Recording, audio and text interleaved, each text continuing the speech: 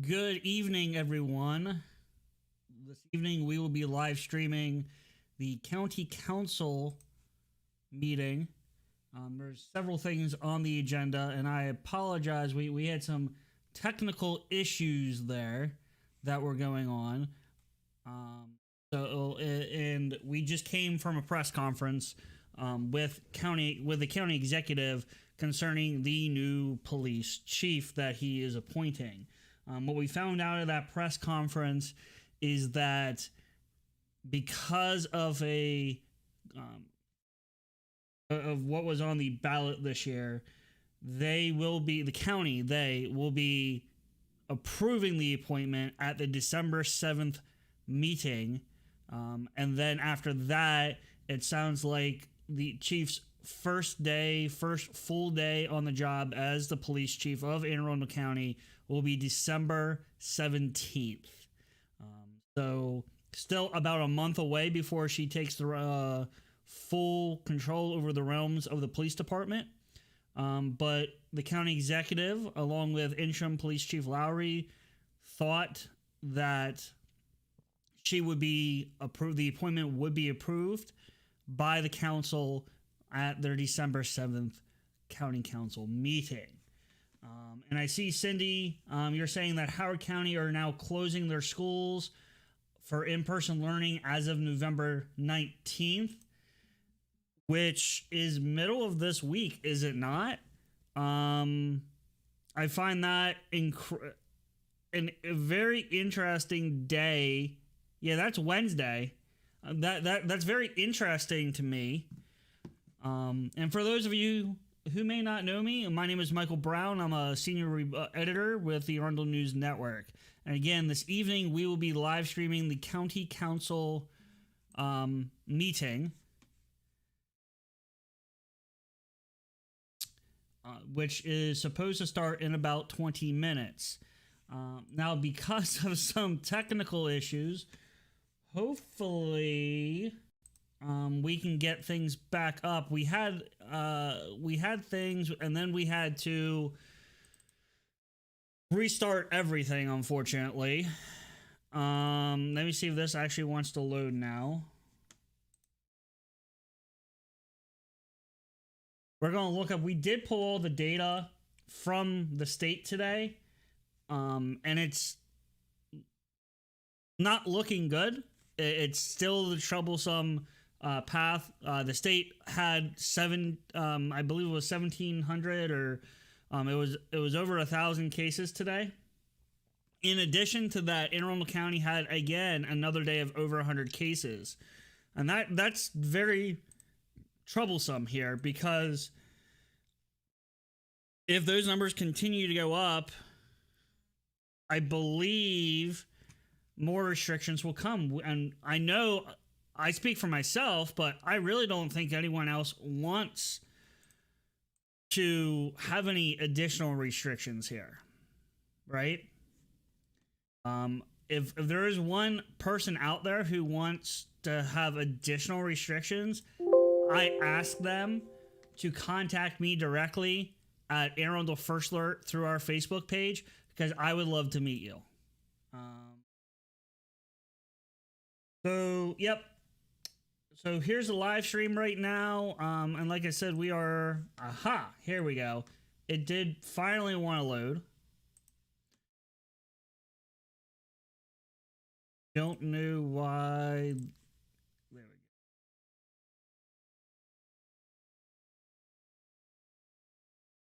go. Don't know why that does that. So yes, the state itself had over 1,700 cases today, 1,726, and the case rate is now bordering on 30. It's 29.03. But more importantly, let's go look at the county.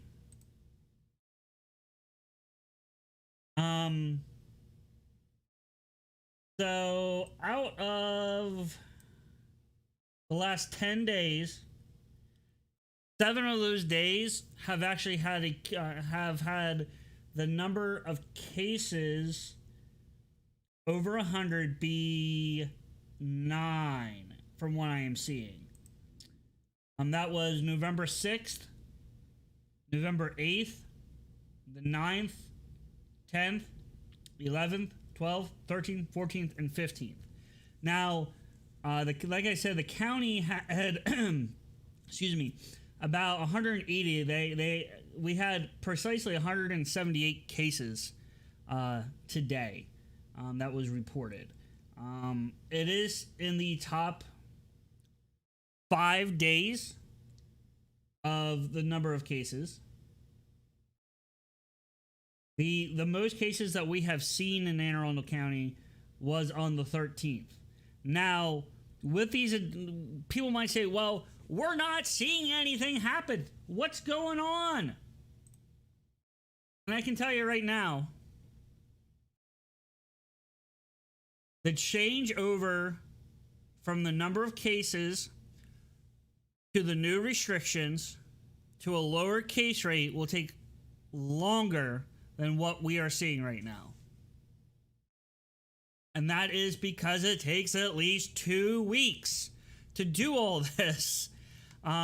It's not just something, snap of your fingers and everything's working, right? There we go again. Can't put anything on that screen, Brown.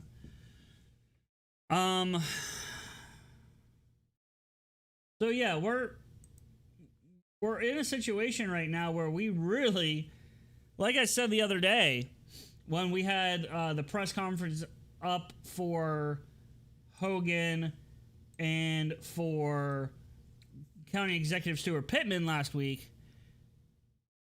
we really need to stay the course here. There's nothing else we can do. We need to wear our mask, right? We need to keep 6 feet away from each other. We just had an announcement today of yet a second vaccine out there that is 94.5% effective, I believe. That's amazing. If we can have 2 or more vaccines that are over 90% effective, that's awesome. But now, the $1 million question is, how do we vaccinate? It's a huge logistical issue. Not only for Anne Arundel County, not only for the state of Maryland, but for the entire country. So, yeah. Now, if we go back here, and let me unhide some cells here.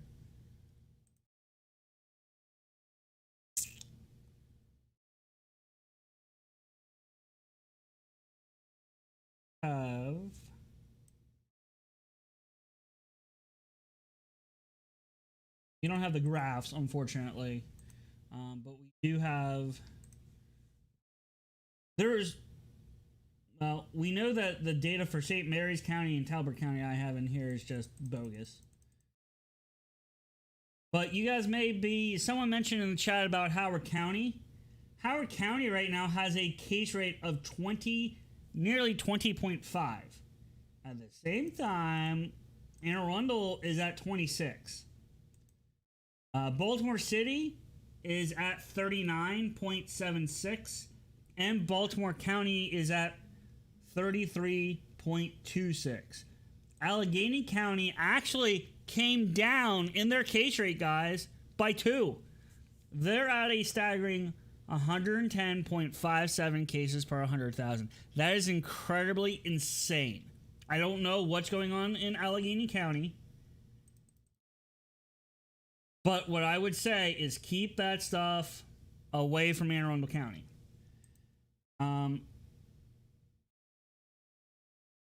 So the southern region had the least amount of cases today with 30. They've been pretty much trending that way since the beginning of time. The Eastern Shore is starting to have, well, that's wrong too. Let me go back here real quick, guys, and actually look at this data.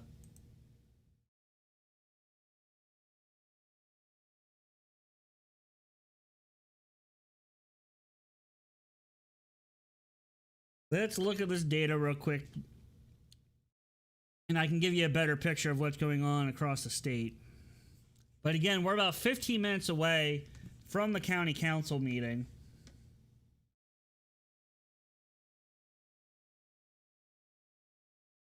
Let's go out here. Last time we checked, they actually did not have the package ready, but that was earlier this morning, and we have not checked back since. So probably it's going to be back here. Just bear with us. The police, I don't want to call it a bill, but there is a discussion on supporting the police department this evening, guys. And here we go. Meeting packet. And invite the audience. Resolution. That is the word. There's a resolution on the floor tonight to show support. Resolution 4720. There are 16 people that are registered to speak for that hearing this evening. Talk about supporting our police department. Now, that being said, let me see if I can find out something here. I normally have these numbers.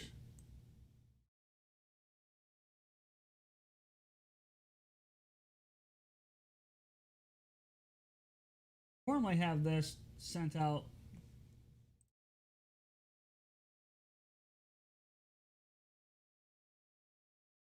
All right. But there are some people who I know who are worried about the wording and whatnot. Let me see if I can find it. 4720 here.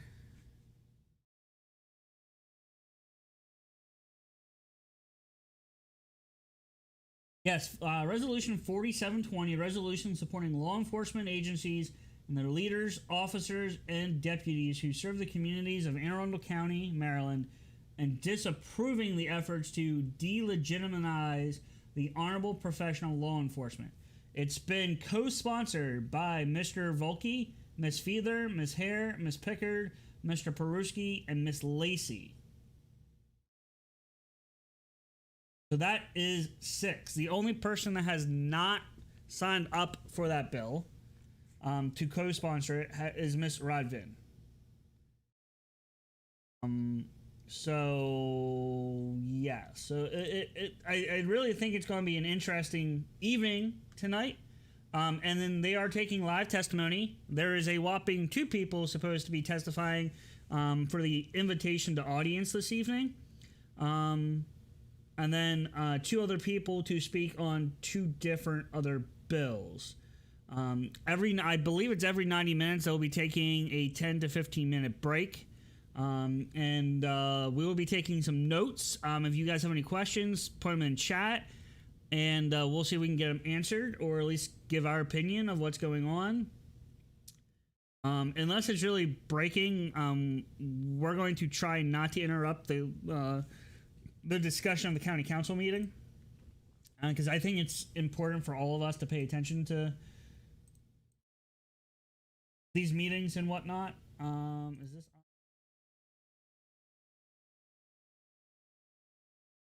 on? I found it, guys.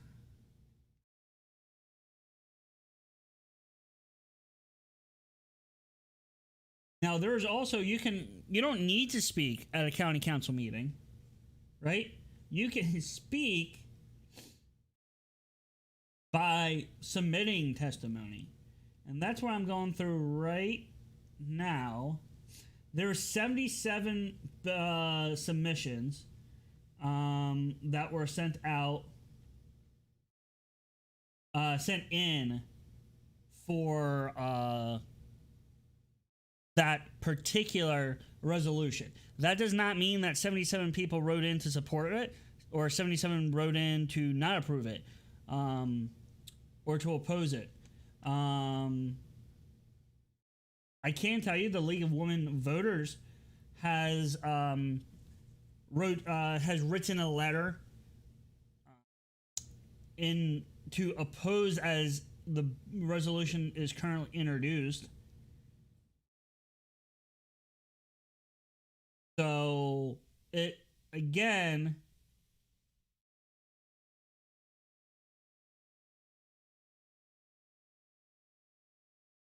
it shall be a very interesting evening, especially on this hot topic bill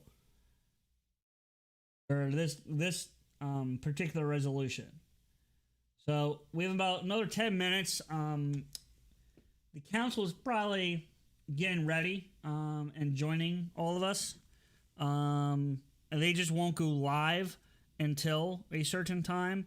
I have personally been on some of these calls as a private citizen. And you get put into a sitting room, a waiting room. And it's very, very, very interesting, to be honest with you. So, as I said, let's actually look at the data now. The western part of the state, this is all about COVID, 97 cases today. Okay? The southern region, which is 3 or 4 counties, 30 cases. The central region, 979 cases. The capital region, now the capital region includes like PG, Montgomery County, 484 cases. The eastern shore, 136. And every county in the state of Maryland that touches Interstate 95, I've grouped together into the I-95 corridor. This does not include Arundel County, but a whopping 1,028 cases, right? So it is very, if you actually look at it, the state had 1,700 cases today, and nearly a little over 1,000 of them are up and down the I-95 corridor. One could think that are people doing a lot more traveling because the interstate's running through them. But I would say in the next couple of days at Allegheny, if they can continue with these numbers, their case rate should be coming down. What happened to them was back on the 12th and 13th, they had over 100 cases. But before that, they were probably averaging 40 to 50 to 60 cases. Today they had 58, and day before yesterday they had 86. So, but again, out of the last 7 days in Anne Arundel County, all but 2 of them, 5 days, had over 100 cases. Actually, I stand corrected. Out of the last 7 days, all 7 days have been over 100. Out of the last 7 days,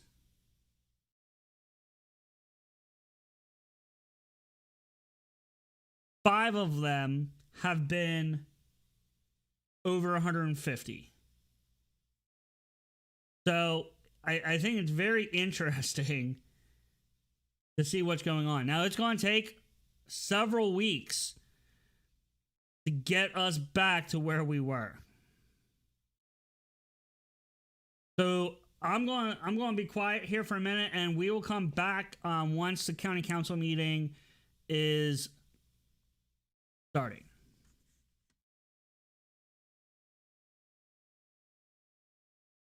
This is the county council meeting, November 16th, 2020.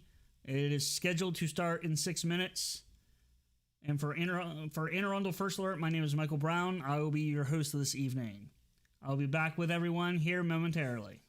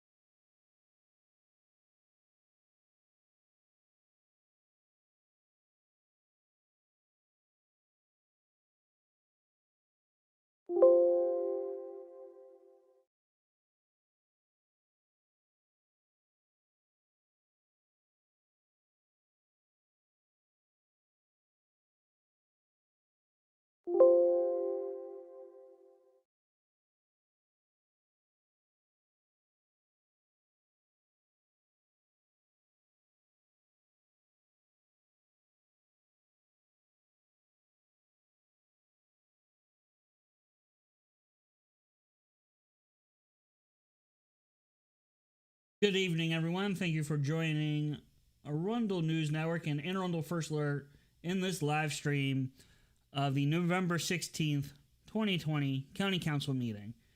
The meeting should be coming and starting here very shortly, with the meeting coming to order by the being declared by the councilwoman here in the next couple minutes. We're about a minute or two from the 6 o'clock hour when the meeting is starting. These meetings are starting at 6 p.m. currently to accept public live testimony from residents. A couple months ago was the first time that this actually happened, to the prayers of, I know, a few council members. But here we go.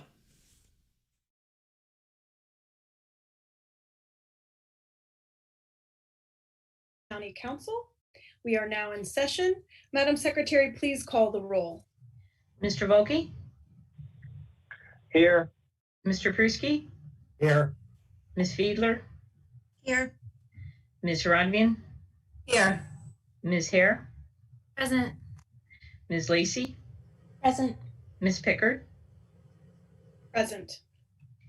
Madam Legislative Counsel, Ms. Schuett? Here. Madam Auditor, Ms. Smith? Present. Thank you. Madam Chair, we have all council present. Thank you. Let's pause for the invocation. We look for the wisdom to administer that which is just in all policies, to have open hearts and minds to see and hear those who are marginalized, and to do our best to fight against injustices and serve our constituents. Thank you. Ms. Fiedler will lead us in the Pledge of Allegiance. I pledge allegiance to the flag of the United States of America and to the republic for which it stands, one nation, under God, indivisible, with liberty and justice for all. Thank you. Madam Secretary, may we proceed with the Open Meetings Act statement at this time? The county attorney has asked that I read the following statement. The Maryland Open Meetings Act, a state law, requires public meetings to be open to the public and to be held in reasonably accessible to individuals who would like to attend these meetings. In addition, provisions of the county charter and the rules of the county council require meetings to be open to the public and held at the county seat, meaning Annapolis.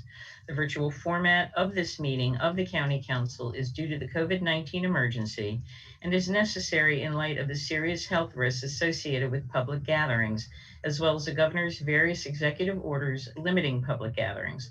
While a virtual meeting of this type was not envisioned by the Open Meetings Act, steps have been taken to ensure that this virtual meeting includes alternate accessibility features that the Open Meetings Act Compliance Board and the courts have reviewed and approved, such as having a call-in phone number that allows anyone with a telephone to call and listen to the meeting, broadcasting the meeting with video and audio on cable TV and on the web, allowing written public comments to the legislation be filed with the clerk and considered by the council, and now allowing the public to call in or appear via Zoom and testify live. The County Office of Law has opined that the public access provided by this technology makes this virtual meeting reasonably accessible to the public as required by the OMA. The Office of Law has also reviewed whether, with these technological features in place, it is still necessary to suspend Council Rules 3105 and 3106 that require public participation and reasonable seating for the public and media. The conclusion is that it is not necessary to suspend these rules for the same reason they have concluded that the measures implemented by the Council for virtual meetings satisfy the reasonable accessibility requirement under the OMA. The virtual format of the meetings allows public participation and media access as required by the rules, and also allows unlimited participation that is not subject to seat capacity limits in the chambers or in the building.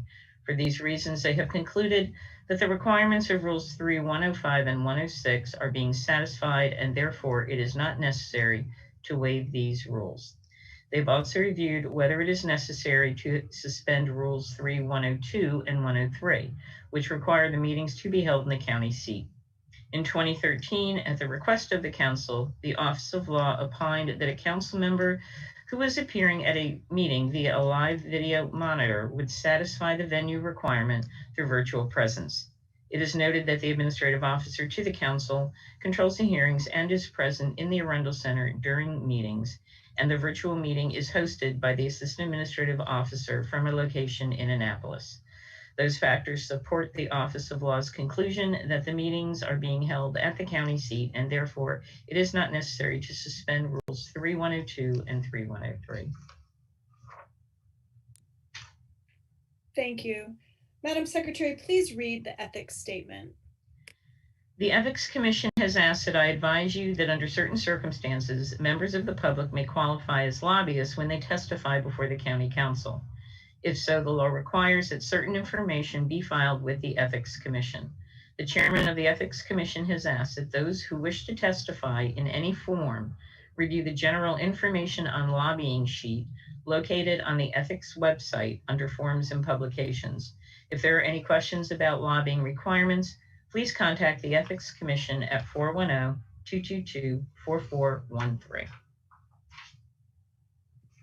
Thank you. We will now open our invitation to audience. Madam Secretary, do we have any written comments or communications on any subject not included in the printed agenda received from members of the public? Yes, Madam Chair, we had one submission of written testimony for invitation to audience. We had 17 additional items. However, those were for items that were on the agenda and therefore not eligible for invitation to audience. Thank you. We will now hear from members of the public who signed up ahead of time. We have 2 individuals signed up to speak on matters not listed on our agenda. When it is your turn, please unmute yourself and begin stating your name and address for the record. Remarks are limited to 2 minutes. The first person on my list is Miss Amy Britt. Miss Britt, are you with us this evening? Yes, my name is Amy Britt. I live at 600 River Birch Court in Odenton, Maryland. I'd like to speak to the council about the process of introducing resolutions. I understand that I cannot speak to the content of any specific resolutions on the agenda, but I would like the council's help in approving the process because 2 weeks ago, on November 2nd, in the middle of the afternoon, on the day of a county council meeting, I was contacted on Facebook and asked if I was aware of a certain resolution. I was not. I couldn't find it. It wasn't on the county council website. But when the meeting started, somehow 21 people had snuck in testimony on that topic through the invitation to audience. 15 of them specifically used the word resolution to say that's what they were supporting.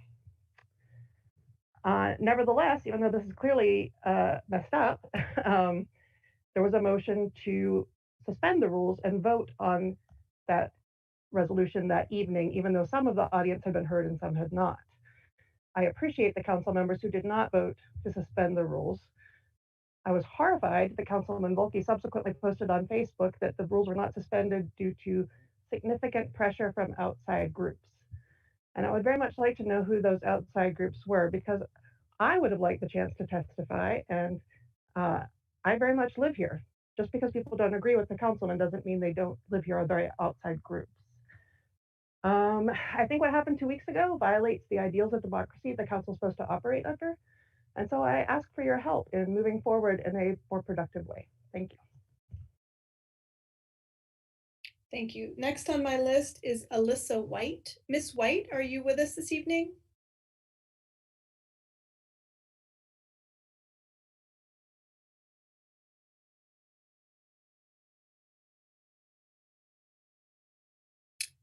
The only thing I'll say, guys, is there's 2 people this evening for invitation to audience. I do not see Ms. White on the list of attendees. There is a phone number that doesn't have a name attached. I do not know if it is her or not. We'll go one more time. Miss Alyssa White, are you here for invitation to audience at this time? Okay, with that, we will, invitation to audience is now closed and we will move along in our agenda. Is there any item any council member would like to place on the agenda at this time? Seeing none. May I have a motion that the partial reading of any bill, resolution, amendment to a bill or resolution, or minutes constitutes the reading of the whole? Lacy, so moved. May I have a second? Pruski, second.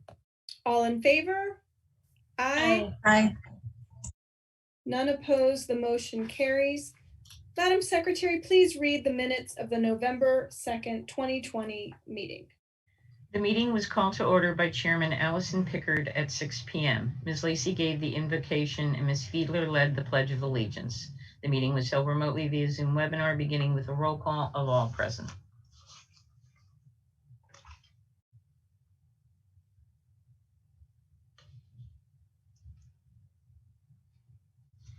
Sorry. May I have a motion to approve the minutes of the November 2nd, 2020 meeting? Lacy, so moved. May I have a second? Pruski, second. All in favor? Aye. None opposed. The motion carries. The minutes of the November 2nd, 2020 council meeting stand approved as read.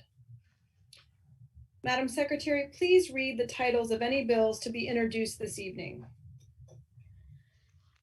Bill number 120, an ordinance concerning current expense budget, supplementary appropriations, capital budget and program, fund transfer. Bill number 10120, an ordinance concerning personnel, exempt service, director, equity, diversity, and inclusion. Bill number 10220, an ordinance concerning positions in the classified service. Bill number 10320, an ordinance concerning payment in lieu of taxes, Brockbridge Landing, Jessup, Maryland. Bill number 10420, an ordinance concerning cosmetic facial hair salons.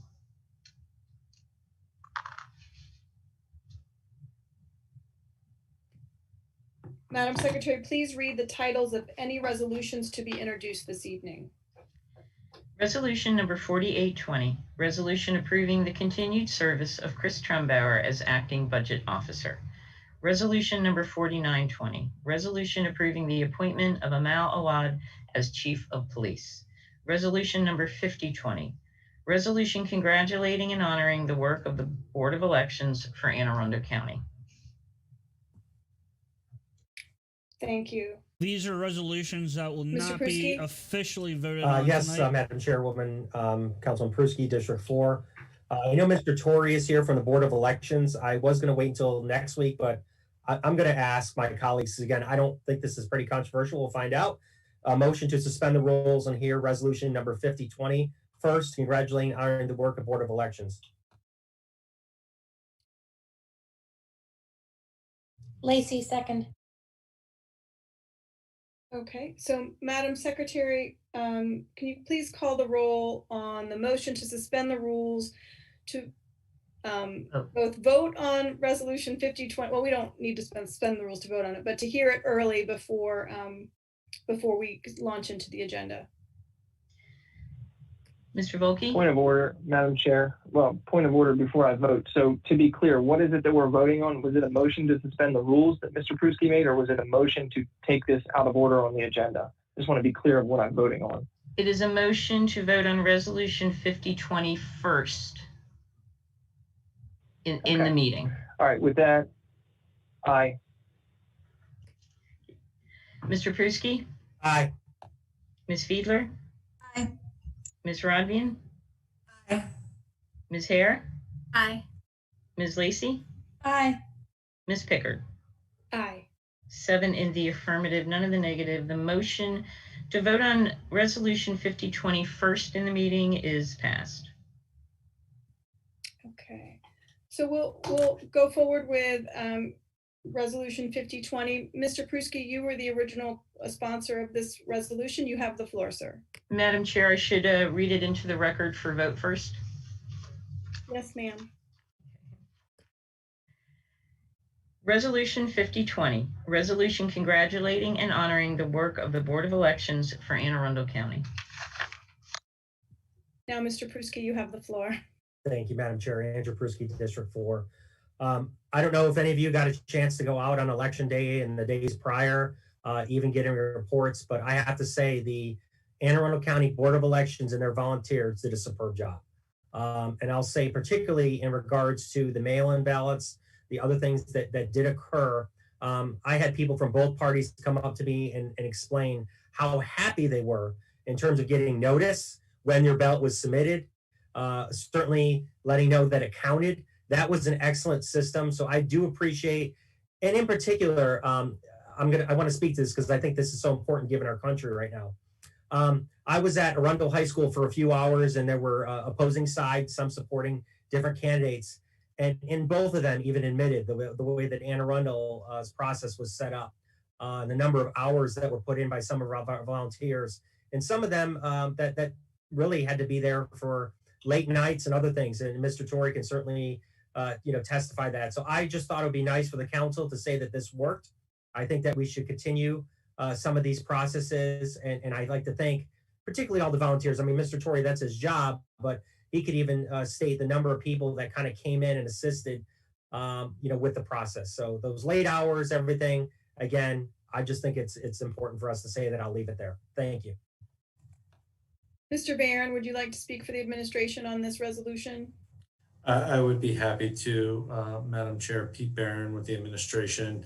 Mr. Torrey has already been recognized, and from Office of Law, we have Ms. Blair Klausmeyer. Just to echo the maker of the resolution sentiments, I saw it firsthand. Mr. Torrey and his team, there was changing dynamics in the primary where we were everybody got mailed a ballot, then it changed. We had X number of polling places, I can't even remember now, and we were able to scramble and find a few more, getting the drop boxes up and working, and then all the work by all the men and women that did and made sure that both early voting and election day, that every resident's vote counted, no matter who they voted for. And I just want to applaud Mr. Torrey, everybody that worked for the county to make sure that this election was done right. And hats off to you, sir. Ms. Rodvian? Thank you, Madam Chair. I just wanted to add my kudos and compliments for a specific feature of both Election Day and early voting. And I don't know how many jurisdictions around the nation do this, but if you go to our Board of Election website, you're able to see how long the wait time is at any of the voting centers around the county. Not only is it enormously convenient that the Board of Elections is providing that data on, and regularly updating it throughout the day during early voting and Election Day, but for the vast majority of that time, the wait time was none. So I think that's really impressive that you were able to get so many voters through quickly and efficiently and safely. So thank you again for everything you do. But I just noticed that particular feature that I think is enormously helpful and really a testament to your work. So thank you. Is there any further discussion on Resolution 50-20 this evening? No, I'll just take a moment. Mr. Torrey, to your staff and to your volunteers, well done. It seems like years that we were standing on the steps of the Board of Elections together for a press conference. It seems like years ago, a lifetime in this world we're living in. So thank you for all your hard work, and I hope you can start getting some good night's sleep here soon. Thank you. Thank you. Madam Secretary, please call the roll on resolution number 50-20. Mr. Volkey?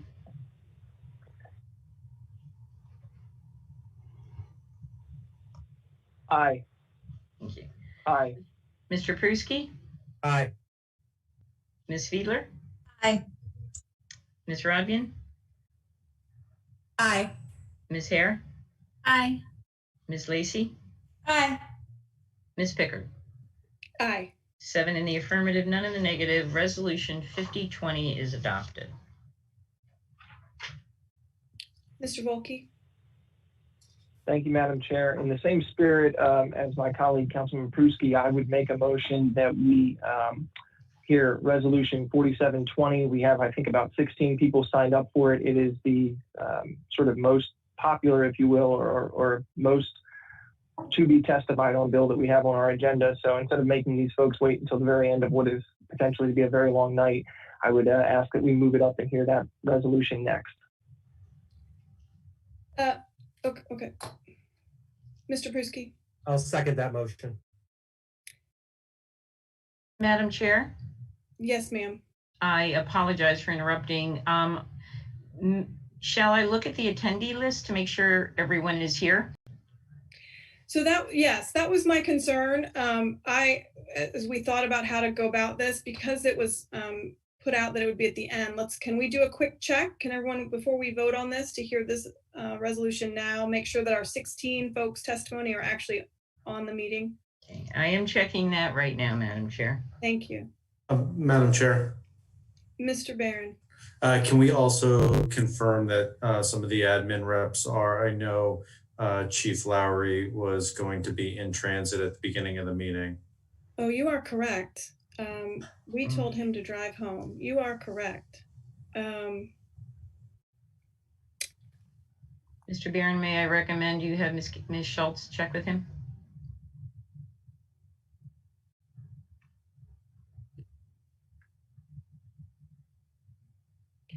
He's not here yet. So these things happen from time to time, guys, where But they do the vote. I would ask order my of the colleagues that have agenda. made a motion if we could consider this carefully, because it was publicized and advertised to be at the end of the agenda. I don't want to mess up people's schedules that maybe aren't attending yet. Mr. Volkey, do you have any thoughts about that? I mean, I think my only thought would be the meeting starts at 6, and so hopefully everybody who was attending the meeting, I mean, if we were doing this in person, we'd all be sitting in the council chambers together. So that's kind of my thought process on it. But hopefully we can check and see how many people are here, and then maybe we can go from there. I'd be interested to know what the count is from Ms. Gray, and if Mr. Barron can get his folks on board. Madam Chair, Mr. Barron? I just confirmed Chief Lowry is not here yet. If I can make a suggestion, is there any reason we couldn't proceed with today's business, and when we have a critical mass of attendees, slot this in the middle? Mr. Volkey, you can absolutely make this motion again. Just so you know that at any time. I will tell you that from what I can see, we have 3 people that may be missing. There are 2 phone numbers that do not have names attached with them, so I am not sure if 2 of those might be 2 of our people who signed up to speak. Madam Chair, we could do a quick check to ask if they're here. I see Mr. Volkey has his flag up. Mr. Volkey? Yeah, Nathan Volkey, District 3. So just to confirm, Ms. Gray, out of 16, you're saying here, 2 may be here on the call. And from Mr. Barron's side, everyone from the admin is here except for Chief Lowry? That sounds about right.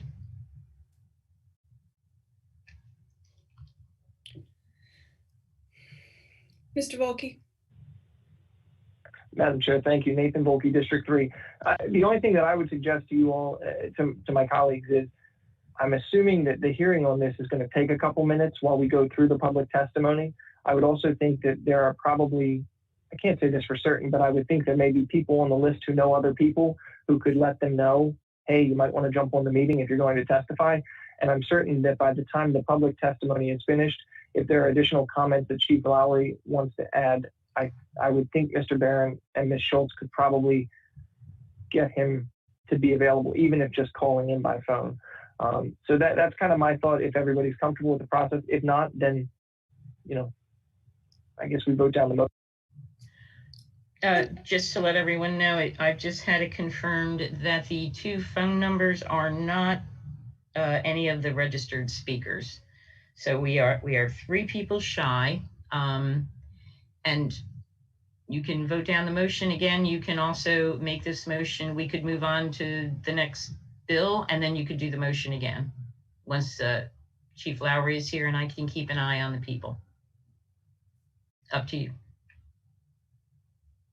So we have a motion moved and seconded. Shall we go ahead and vote, and you can call the roll on the motion to suspend the rules to hear 4720 next? Ms. Pickard, I apologize. I don't believe I heard who seconded the motion. I believe Mr. Pruski did.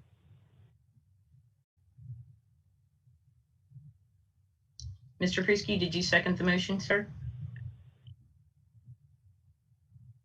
I did, Madam Chair. Councilman Pruski, District 4. Thank you. Again, I'm going to speak to the sponsor. I will certainly support you on this because you supported my last one, but I have a question. If we could go after 1 or 2 bills, maybe, because that would give folks enough time. That's up to you, but I'll still proceed if you want to. But that might be consideration, is do 2 bills and then move forward.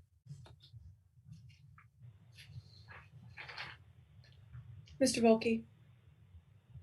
Madam Chair, I appreciate that, Councilman Pruski. If you want to withdraw your second on the amendment, this is Nathan Volkey, District 3. I'm happy to withdraw the motion and remake it at a later point. So this is Councilman Pruski. I'm withdrawing my second. Councilman Volkey withdrawing the motion. Thank you, gentlemen. We will proceed with Bill 69-20. Madam Secretary, please read the title of Bill number 69-20 as amended. Bill number 6920, an ordinance concerning zoning, farm or agricultural heritage site stays and special events. This is an administration bill. Mr. Barron, you have the floor. Thank you, Madam Chair. Joining me at the table is our Deputy Chief Administrative Officer for Land Use, Ms. Lori Rhodes, and from Law, Ms. Kelly Kenny. We've discussed Bill 6920 at length. I think I believe I've done this every time. If not, I should have. The county exec filed an apparent conflict of interest form with the ethics department when the bill was introduced. Bill 6920 is the result of many years' work from the Agritourism Commission.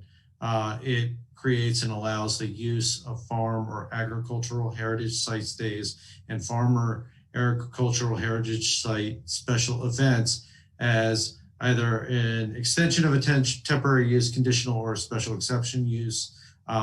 We understand there will be amendments, and we're comfortable just jumping into the amendments. We have nothing further to add on the substance of the bill. I think we got a lot to discuss. There's several amendments in front of us, so happy to answer any questions or if the council wishes to move to amendments.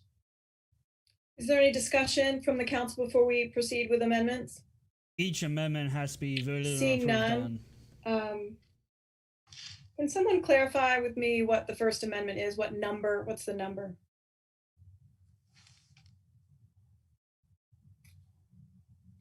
I have 8. Madam Chair, the first amendment on Bill 69 is going to be amendment number 6. Okay. Madam Secretary, please read amendment number 6. One moment, please.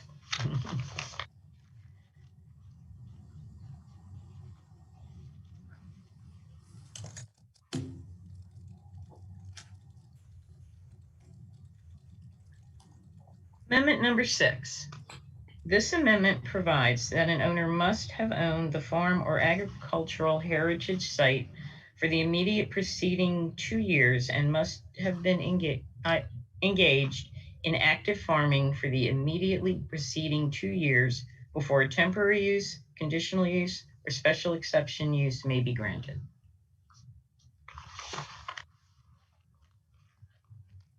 Thank you. Is there a motion to adopt? Hare, so moved. Is there a second? Second, Volkey. Ms. Hare, this is your amendment. You have the floor. Thank you very much. Jessica Hare, District 7. I'll try and make this quick. I have 2 amendments tonight. The first 2 up are mine. I'm going to give a quick background to both of them, and then we can discuss each one individually. But essentially, and I appreciate everyone's willingness to hold the bill while I kind of fleshed out these last couple of amendments that I think put this bill in a good place. Upon talking to proponents of the bill and those who are concerned about the bill, 2 large categories of concerns have sort of emerged over the last 8 weeks or so.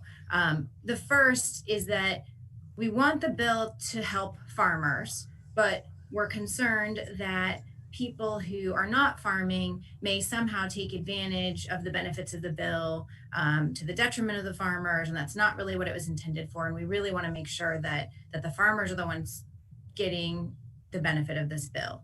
The second one is that sort of the floodgates are going to open, and this is going to make way for essentially event venues popping up everywhere where there's no real active farming going on. So this amendment tries to address those 2 concerns by just requiring that whether a temporary use, conditional use, or special exception, the owner who's submitting the request to planning and zoning has to have been the owner for 2 years and has to have been engaged in active farming for 2 years. Now, a couple of things on this. There's no minimum dollar value that they have to be producing. They just have to be working on the active farming. So I can think of a few ways you might show that. If you have an active soils plan with the Soils Conservation District, the SDAT assessment comes with a requirement for $2,500, I believe it is, in revenue from the state each year for the ag assessment. So those types of things I think would help demonstrate that active farming. Again, I'm not trying to say anybody has to have this big production, just that you've been doing it. Also, the involvement doesn't necessarily mean the owner has to be out there every day farming. The owner could have a lease to a farmer who is actively farming the property. Their children could be farming the property, things like that. But it does mean that you have to have put some effort into your property. You have to have had it and had it worked on for a couple of years, so that we're really making sure that those people who are holding the events in the county are those that are farmers. That's what we're trying to help here, or at least that's what the sponsor of the bill and my understanding what the intent behind the bill is. So with that, I would ask for your support. Would the administration like to weigh on this amendment? Thank you, Madam Chair. The administration has no opposition to the amendment. Is there any further discussion from my colleagues regarding amendment number 6? Seeing none, please, Madam Secretary, please call the roll on amendment number 6.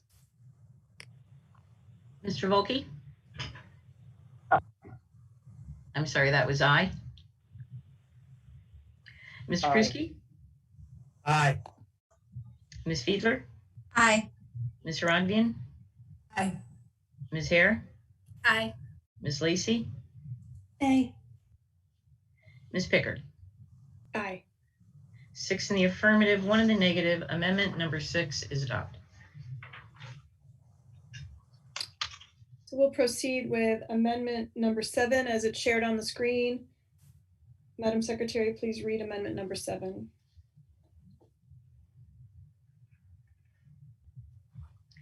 Amendment number 7. This amendment requires the Office of Planning and Zoning to provide certain reports about events and stays on farms or agricultural heritage sites.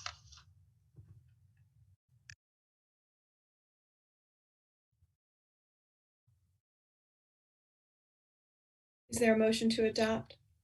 Hare, so moved. Is there a second? Fiedler, second. Ms. Hare, this is your amendment. You may proceed. Thank you very much. Jessica Hare, District 7. So this is my last amendment for this bill. One more go around here. So this one is pretty simple. It kind of goes again to that concern about the floodgates opening. And I think having planning and zoning come back and provide a report to us for, it would be 5 years. The amendment only requires it for 5 years. It would start January 2022 because the bill goes into effect in the next 45 days or so, assuming it would pass, then they would have a year to look at it. So in January of 2022, they would provide a report about the number of temporary uses, conditional uses, and special exceptions uses that were granted underneath the bill, so that we can see whether this is something that generates 6 events a year or whether it generated 2,000 events a year. I think it's helpful for us to come back in a year and really evaluate how the bill has been utilized each year for the next 5 years. It also requires that for the temporary uses, that they provide the size of the property, not any identifying information, just the size of the property applying for the temporary use, the anticipated number of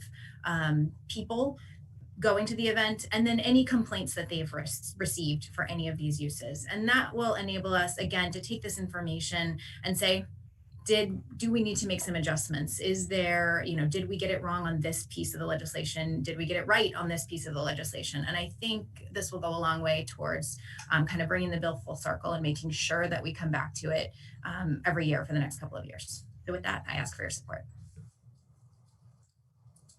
Would the administration like to respond to this amendment? Thank you, Madam Chair. Pete Barron with the administration. Administration is happy to provide the reports. We think this is agree with the sponsor, and definitely want to make sure that this bill is achieving what it set out to do and is not having adverse impacts. The one thing I will point out, and I did point this out to the sponsor of the amendment a little late today, but it is going to be difficult for planning and zoning to establish the number of people attending an event. We will know how many people they were permitted to attend, but often, I mean, I always get everybody to show up to my parties, but not everybody will have a full use of that. So as long as council understands that the report will note that it is the number of people that were permitted to attend, not the number of people that actually attended, we do not feel that it would be good use of government resources to stand outside of a private event with a clicker ticking off people. So we will, with that sort of clarification, the administration definitely supports providing the council and the public with a report on the impact of this bill. Is there any further discussion regarding amendment number 7? Seeing none, Madam Secretary, please call the roll on amendment number 7. Mr. Volkey? Aye. Thank you. Mr. Pruski? Aye. Ms. Fiedler? Aye. Ms. Rodvian? Aye. Ms. Hare? Aye. Ms. Lacey? Aye. Ms. Pickard? Aye.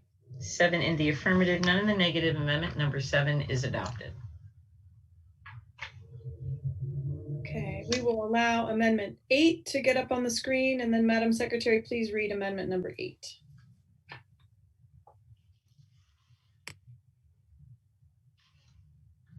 Amendment number 8. This amendment changes the definitions of farm or agricultural heritage site special event and farm or agricultural site stay to define when the uses are accessory.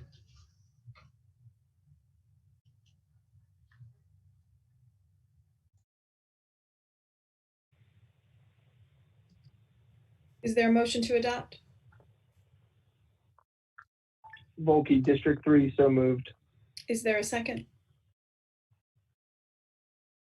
Fiedler, second. Mr. Volkey, this is your amendment. You have the floor. Sure. Thank you, Madam Chair. Nathan Volkey, District 3. This amendment makes an effort to define what is an accessory use. I recognize that there may be some challenges with this particular way of doing things when it comes to looking at income as opposed to other factors in terms of defining what is accessory and what is not. However, this is likely to be a complaint-driven type of assessment, and this is kind of going to operate, I believe, on the honor code to a certain amount, that people are acting and ensuring that the money that they're making from farming is exceeding what they're making on these other uses, considering that this is intended to benefit farmers, not just people who own large tracts of land. Would the administration like to respond? Happy to, Madam Chair. Pete Barron with the administration. The administration asked the council to resist this amendment. Understand the goal the maker of the amendment is attempting to achieve. However, we have serious concerns about how we could, one, assess what future income would be. Is planning and zoning going to have to ask for tax returns? How is this going to work? We're sort of baffled on how we would be able to put this into practice. So again, understand the issue. However, we do not believe this amendment is workable, and happy to add more or ask our expert who knows a lot more, Ms. Lori Rhodes, to jump in if you have anything to add, Ms. Rhodes. That is correct. Good evening, Lori Rhodes, Deputy Chief Administrative Officer for Land Use. I agree with everything that you said, Mr. Barron. You know, zoning is just primarily concerned with how our property is used and the footprint of that use. This would be a serious deviation from how we define accessory, how it applies to land use law. And again, how would we make that determination? It would be a substantive enforcement challenge for us to figure this out. And again, it's a deviation from any zoning practice that I've ever seen in my years with the county. Ms. Hare. Thank you, Madam Chair. Jessica Hare, District 7. I can appreciate the struggle with trying to define accessory use in this instance. I did look at this for quite a bit, and so I certainly understand where Councilman Volke's coming from. The other thing that I kind of discovered in going down this rabbit hole a little bit is that it could be very detrimental to some of the smaller farms where maybe their income is really not so great, and trying to say in advance, I'm going to earn this much from my farm this year, and I'd like to do this many events. And maybe they can't do any because the income from the farm is not enough. It sort of somewhat undercuts, I think, the purpose of the bill, particularly with respect to some of the smaller farms that are not, 100, 200 acres. So I had looked at this. I can't support this amendment for these reasons, but I just wanted to throw that out there as well. Are there any further comments or questions regarding amendment number 8? Lori Rhodes, Deputy Chief Administrative Officer.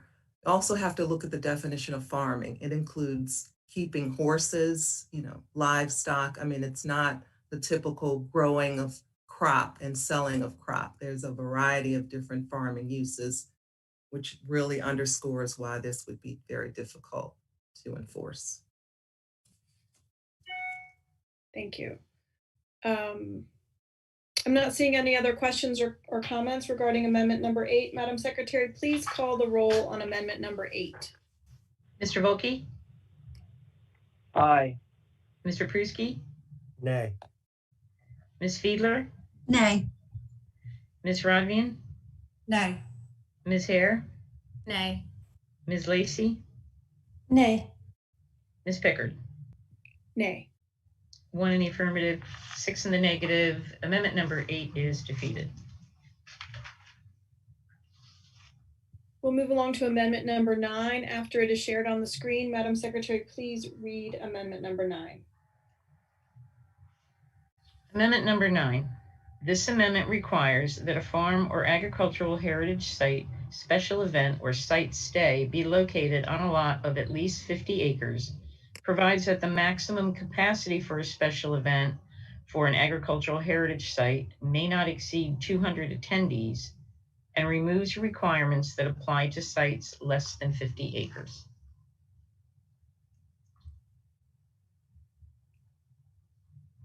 Is there a motion to adopt? Volke, so moved. Is there a second? Fiedler, second. Mr. Volke, this is your amendment. You have the floor. Sure, thank you.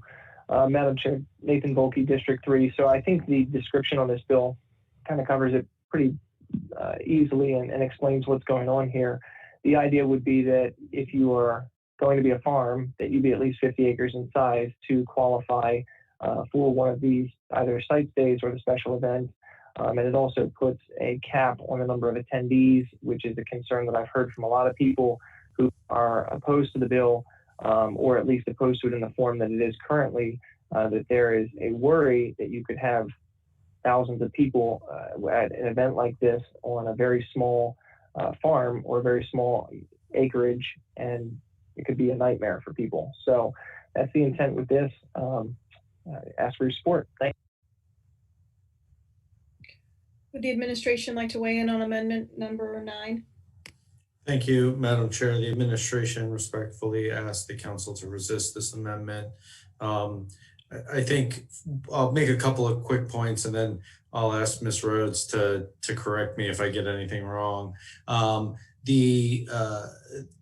Requiring them to be larger farms is going to really only help very large farms for that's obvious, but the Agritourism Commission spent I think about a little over 3 years crafting a good balance. And we do have now with Councilwoman Hare's amendment with a report out that there will be some data that we can look at if such an adverse impact would be to befall a community. I would also note that just because a special event is permitted or allowed under an ag tourism use, it does not mean that that event has no other rules apply to it. For example, noise complaints. If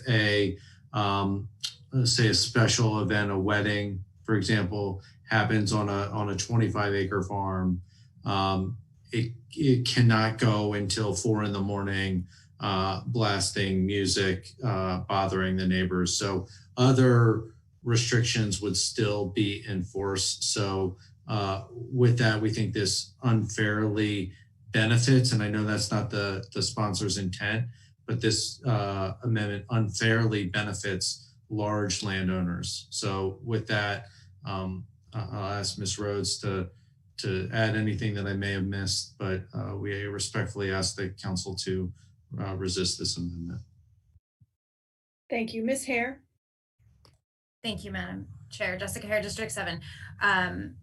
Again, I do understand the sponsor's intent with this, and I certainly can appreciate that. I too have heard from a number of constituents about concerns.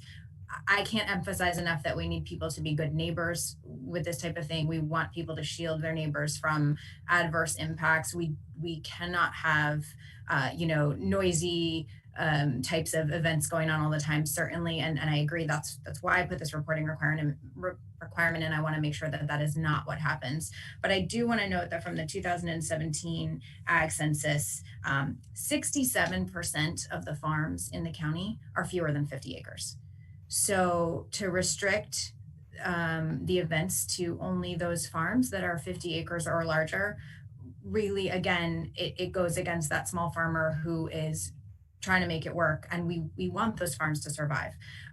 So certainly, while I am all for the additional restrictions that we've put in to make sure people are good neighbors and making sure they're farming and doing those things, I don't want to say that the smaller farms can't do this, but the bigger farms can. I think that draws a line. I don't like drawing the line between big farmers and small farmers, as opposed to drawing a line between good actors and bad actors. Ms. Fiedler. Thank you, Madam Chair. Amanda Fiedler, District 5. I won't repeat what Councilwoman Hare has said, but I do want to thank Councilman Volke for trying to address the concerns that we've heard. Certainly, I've heard them too. For me, it goes back to the smaller farmers and knowing the investment that is required to get something like this bill would allow off the ground. And I hope that we will see some farmers find success with the legislation. And again, I want to thank Councilman Volke for introducing this amendment, but I do have concerns about the smaller farms, so I won't be able to support this amendment this evening. Thank you. This is Allison Pickard, Chair, District 2, and I think all of us have heard all sides of this bill. I had an interesting conversation actually today that I think is important for the public to understand. 1 acre of land could fit 15 tennis courts. 1 acre of land is 75% of a football field. So when you talk about 50 acres, that's a lot of land. So I think it's important. I obviously don't live on even 1 acre, so it's hard to know what an acre looks like to the general public. It may or may not be a baseball field. That didn't come up in my Google, Mr. Barron, my Google search, but it is interesting. 15.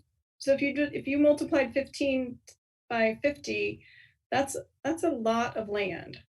So I agree with my colleagues that have already spoken about the small farmer. We had a really impressive virtual tour of some farms in South County just about 3 weeks ago or so, and it was really quite eye-opening. And for this suburban urban girl, I learned a lot. So I am also not able to support amendment number 9. Do we have any other comments or questions for amendment number 9? Seeing none, Madam Secretary, please call the roll on amendment number 9. Mr. Volkey? Aye. Mr. Pruski? Nay. Ms. Fiedler? Nay. Ms. Rodvian? Nay. Ms. Hare? Nay. Ms. Lacy? Nay. Ms. Pickard? Nay. 1 in the affirmative, 6 in the negative. Amendment number 9 is defeated. Madam Secretary, after we have shared amendment number 10 on the screen, please read amendment number 10.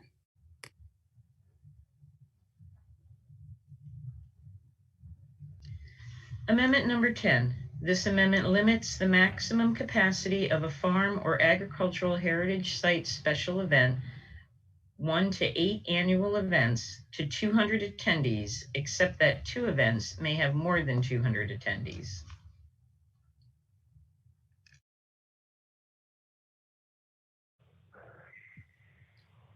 Is there a motion to adopt amendment number 10? Volkey, District 3, so moved. Is there a second? Fiedler, second. Mr. Volkey, this is your amendment. Thank you, Madam Chair. Nathan Volkey, District 3. Again, in an effort to put some limitations on these events that are 1 to 8 events, the idea here is that an owner or a person who is holding one of these events would be able to get 2 where they are not limited in terms of the overall capacity. So they could have 25 people per acre, up to however many acres they have. But after you get beyond the 2 events, for the 3 to 8 events, this would impose a cap of 200 attendees for those events. Currently, there is no cap other than the 25 per acre limitation that exists in the bill right now. Thank you. Would the administration like to weigh in on amendment number 10? Thank you, Madam Chair. Pete Barron with the administration. Again, understand the goal of Councilman Volkey's amendment here. Unfortunately, the administration can't support it. We do, I'm not quite sure how we would enforce this. Additionally, I think something the councilman said when he introduced the amendment, it does sort of stick with me. There are other restrictions. So health and safety restrictions do exist. So just because I am permitted in this section of the code a certain number of attendees, I am not able, if my facility can't safely handle them. So again, appreciate it. This bill was worked on for several years with the Agritourism Commission. I think we've struck the right balance, and now with an additional amendment, we're going to gather some data. If this does end up having a adverse effect, we definitely will know about it. So with that, happy to be corrected if I got anything wrong, Ms. Rhodes. If not, happy to answer any other questions, but at this time, cannot support. Thank you, Mr. Barron. Lori Rhodes, Deputy Chief Administrative Officer. You're absolutely correct. We have actually limits in this bill where we don't currently have them with the agritourism bill that we allowed back in 2017. So again, this would be difficult to enforce. I think we have the mechanisms in place to look at life safety, as well as, them being allowed to proceed if they can't meet certain requirements. That's not going to change. Ms. Hare. Thank you, Madam Chair. Jessica Hare, District 7. I don't have a lot to add except for the fact that this was, I did consider a similar amendment to this a handful of weeks ago, and Ms. Rhodes was kind enough to answer some questions I had about specific sort of well-loved events that I could already think about in my head that might end up getting caught in the crossfire of an amendment like this. And so for that reason, I'm not trying to, again, we need people to be good neighbors, but I don't think this amendment helps people do that, or that it moves the bill forward in that type of way. Thank you. This is Allison Pickard, Chair, District 2. I just had a question.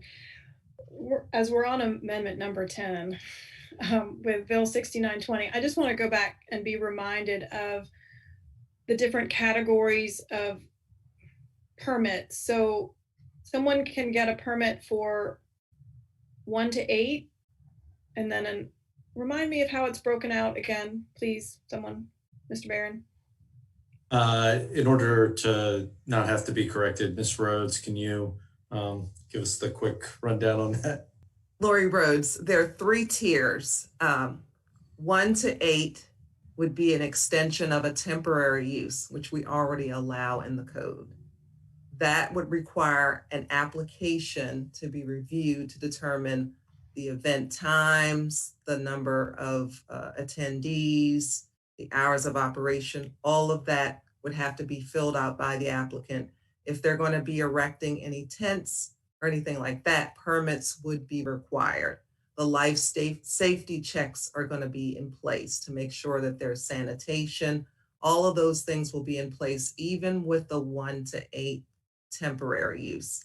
And then we have the conditional use that would allow the 9 to 15 events. And then the special exception would be 16 to 30. And so we basically tiered it based on the intensity of use, the number of events as they increase. Okay. But the restrictions are in place for mitigate as adverse impacts, hours of operation. All of those things will be in place irrespective of what tier they fall in. Okay, so this amendment starts to get into the weeds of that temporary permit 1 to 8 category and starts to get messy with 2 events could have more than 200, but not. Okay, I got it. I've figured it out. Are there any other questions or comments about amendment number 10? Seeing none, Madam Secretary, please call the roll on amendment number 10. Mr. Volkey? Aye. Mr. Pruski? Nay. Ms. Fiedler? Nay. Ms. Rodvian? No. Ms. Hare? Nay. Ms. Lacey? Nay. Ms. Pickard? Nay. 1 in the affirmative, 6 in the negative. Amendment number 10 is defeated. Can we move forward with amendment number 11, and we'll share it on the screen, and then Madam Secretary, please read it into the record. Amendment number 11. This amendment provides that a farm or agricultural heritage site special event as a conditional use is accessory so long as more than 50% of the farm's income is derived from active farming.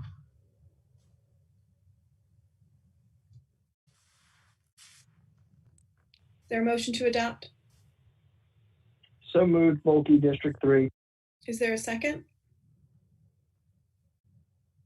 Second, Fiedler. Mr. Volkey, this is your amendment. Thank you, Madam Chair. This is basically the same as Amendment 8, but it just cleans up at another point in the code to talk about what an accessory use is and how it'll be defined. So I assume that everyone's comments will be the same, and for purposes of moving along swiftly, unless somebody has other additional comments on this one, I'd say we just vote. Any comments? Okay, seeing none, Madam Secretary, please call the roll on amendment number 11. Mr. Volkey? Aye. Mr. Pruski? Nay. Ms. Fiedler? Nay. Ms. Rodvian? Nay. Ms. Hare? Nay. Ms. Lacy? Nay. Ms. Pickard? Nay. 1 in the affirmative, 6 in the negative. Amendment number 11 is defeated. We'll move along. Madam Chair. Oh, yes, Mr. Volkey. Thank you. Nathan Volkey, District 3. I'll withdraw Amendment 12, and we can move to Amendment 13. Amendment 12 was in case one of Ms. Hare's amendments didn't pass. Amendment 13 was if one of them passed. So we had 2 versions ready to go. Okay, so as a point of clarification, does amendment number 13 become amendment number 12? No, Amendment 13 remains Amendment 13. Amendment 12 is officially noted as withdrawn. Fantastic. Moving on to amendment number 13, as we share the screen, Madam Secretary, please read in amendment number 13.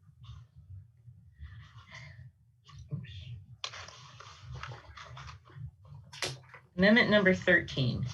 This amendment allows a farm or agricultural heritage site stay as a special exception use in RA, RLD, and R1 residential districts, adds the special exception use requirements for a farm or agricultural heritage site stay, and removes all proposed language to allow a farm or agricultural heritage site stay as a conditional use.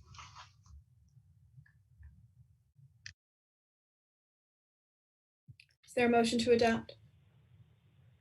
Volkey, District 3, so moved. Is there a second? Fiedler, second. Mr. Volkey, this is your amendment. Thank you, Madam Chair. Nathan Volkey, District 3. This effectively undoes Amendment 5, which was passed by the council previously. So this takes the bill back to its original state. I believe Ms. Rhodes or someone from the admin can correct me, but I'm pretty sure this takes it right back to where it started, that these uses are special exception, not conditional. Would the administration like to weigh in on amendment number 13? Thank you, Madam Chair. Pete Barron with the administration. It is our understanding this reverses Amendment 5.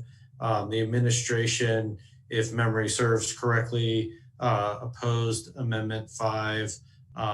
We support the bill as it was drafted by the Agritourism Commission, which did have it as this amendment would put it. That said, the council made a policy choice to move to conditional. So we don't believe that as conditional, it's a poison pill, as they would say, but the administration supported the bill as we introduced it, and that was our preference. But so with that, we support this amendment. Ms. Hare. Thank you, Madam Chair. Jessica Hare, District 7. I just want to go back for a few minutes to amendment number 5. It didn't just make farm stays conditional use. It also lowered the number of people you could have. It lowered the number of groups you could have. It imposed certain additional restrictions. It had setbacks put in it. It was definitely a compromise from all sides to try and make sure that any farm stay that was done properly and as a good neighbor. We set a tier in there so that there was a 10-acre tier and also a 50-acre tier so that you were not getting a whole lot of people on a parcel that was smaller. It was proportional in size. I walked through a bunch of those compromises, and I'm certainly happy to go back into any of them in more detail if any council member has further questions on those, but I appreciated your support on Amendment 5 then.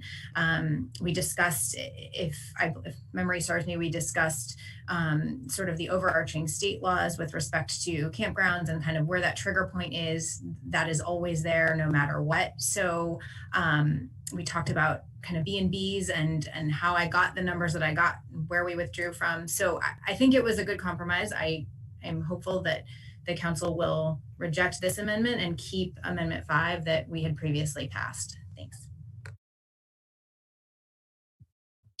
Mr. Pruski. Thank you, Madam Chair. Andrew Pruski, Councilman District 4.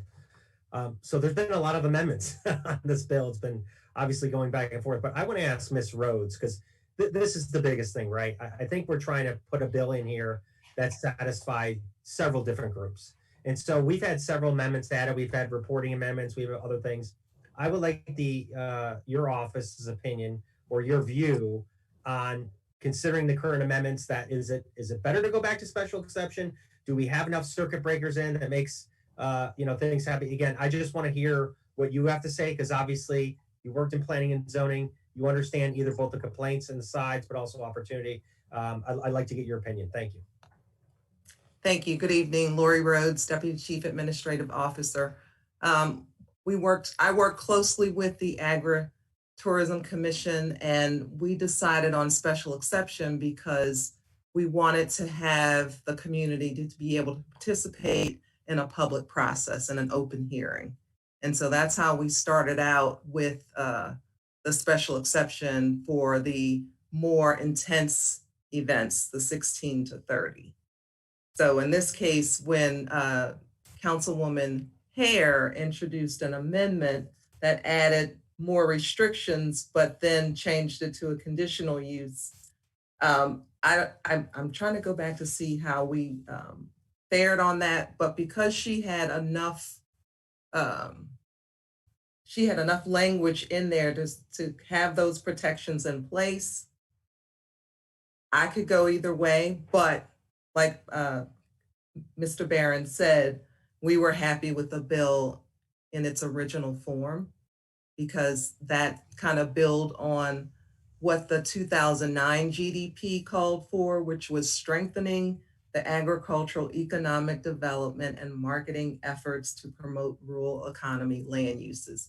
Just like any other commercial business, they evolve to try to stay afloat. And so the bills that were initially introduced was what we had worked towards moving forward. So to answer your question, I'm satisfied with the amendment that's been put forth with Councilman Volke, because it takes us back to what we originally started with. And Madam Chair, Pete Barron with the administration, I would just like to echo Ms. Rhodes' comments. I mean, I think Councilman Hare does point out a couple of pieces of Amendment 5, and we are comfortable with the bill either way. We think this is a choice for the council, but the bill as drafted did have this as special exception. Ms. Lacey. Thank you, Madam Chair. Sarah Lacey, District 1. We've gone around so much, I had to ask my legislative assistant, how the heck did I vote on amendment number 5? What was that about? Okay, so I'm glad we just had this refresher, and apparently the vote was 6-1 against, and I was or 6-4, 1 against. I was the against. So I think that means I probably have to vote for Nathan's amendment this time. I guess. I mean, I don't mean to be facetious here, but I'm not sure what's best. I think the best thing we've done to this bill is Jessica's amendment to add the reporting, so that we can figure out whether or not we've actually created some sort of viable economic structure for folks with farms. Or is it really just kind of a Franken bill at this point? I'm not sure, but that's about all the weighing in I'm gonna do. Thanks. Ms. Hare. Thank you, Madam Chair. Jessica Hare, District 7. Just one kind of comment to make sure that we're all on the same page. So this special exception piece with this amendment, it does only apply to the farm stays. I want to make very clear that the special exception for the special events still is in the bill no matter what happens tonight. With respect to my amendment that passed 6-1 a handful of weeks ago, in part, I drew inspiration from B&Bs. B&B homes are currently a conditional use in RA.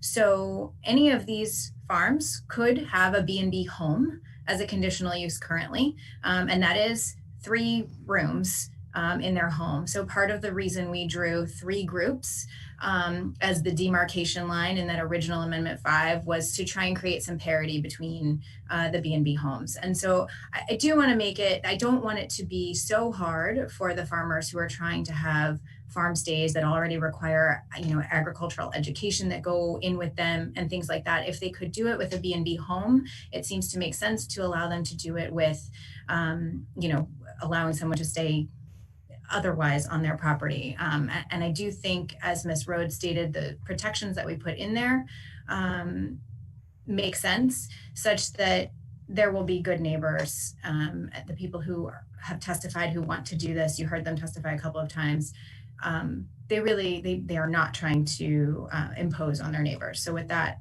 I would just reiterate, please leave the bill the way it is. Ms. Radbian. Thank you, Madam Chair. Lisa Radbian, District 6. During our conversation, I've taken a couple minutes to just do a couple little searches to find out what is considered a small farm versus a large farm.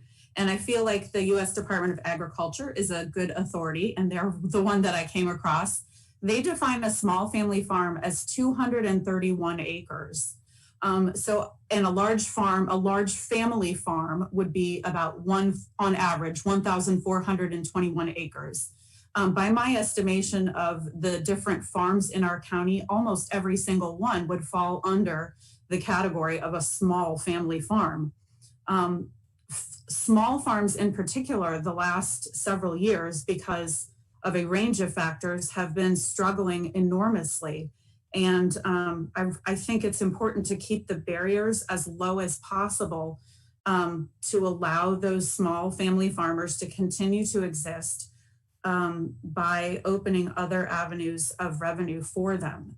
If we believe that Anne Arundel County should have farmland, and even though, I live in the city district in the city limits of Annapolis, I love the fact that I don't have to go very far to visit and to even just drive through and look at the beautiful farms in our county.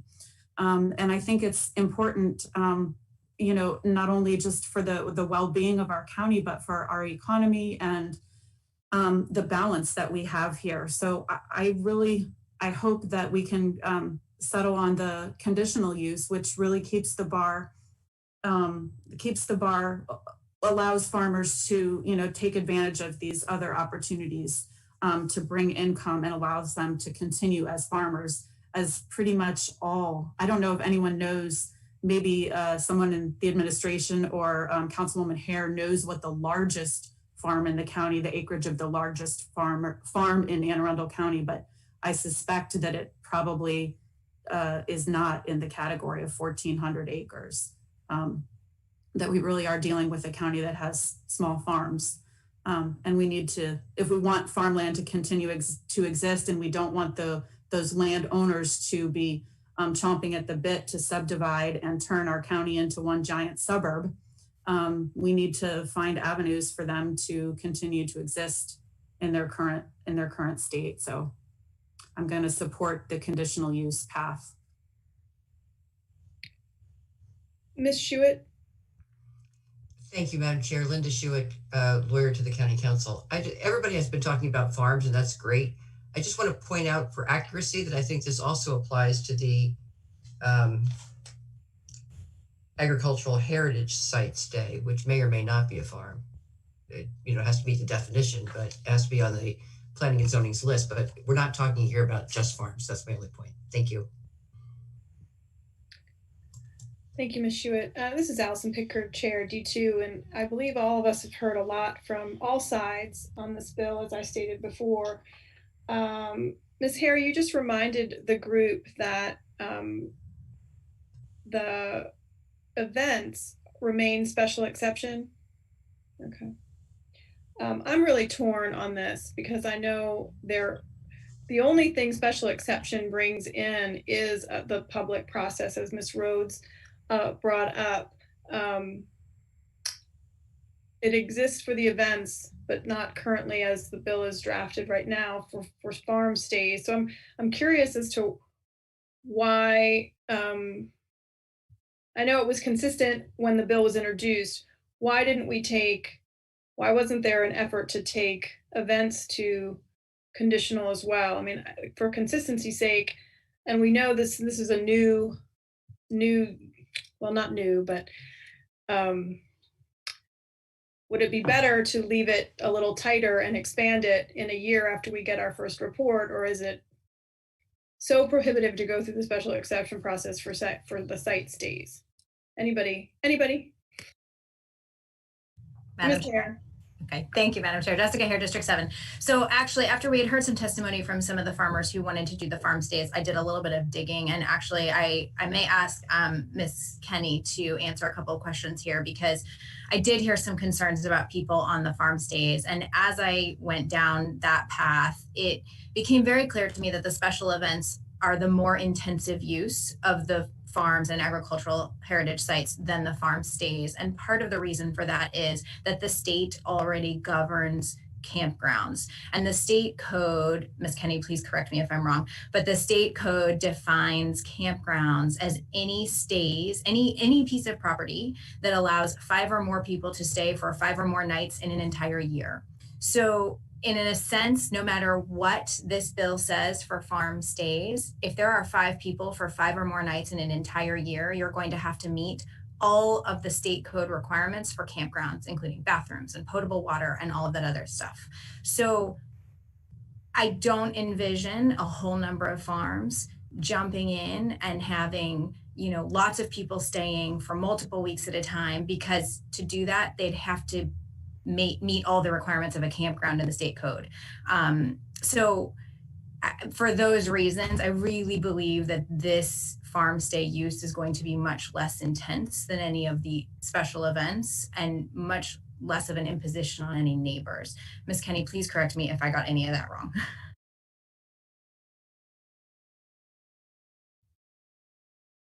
Ms. Kenny, was she spot on with her? Yeah, Kelly Kenny, for the record, she was correct.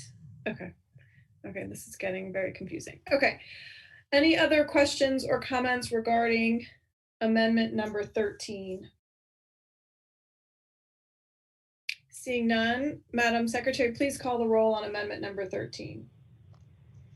Mr. Volkey. Aye. Mr. Pruski. Nay. Ms. Fiedler. Nay. Ms. Rodvian. Nay. Ms. Hare. Nay. Ms. Lacy. Nay. Ms. Pickard. Aye.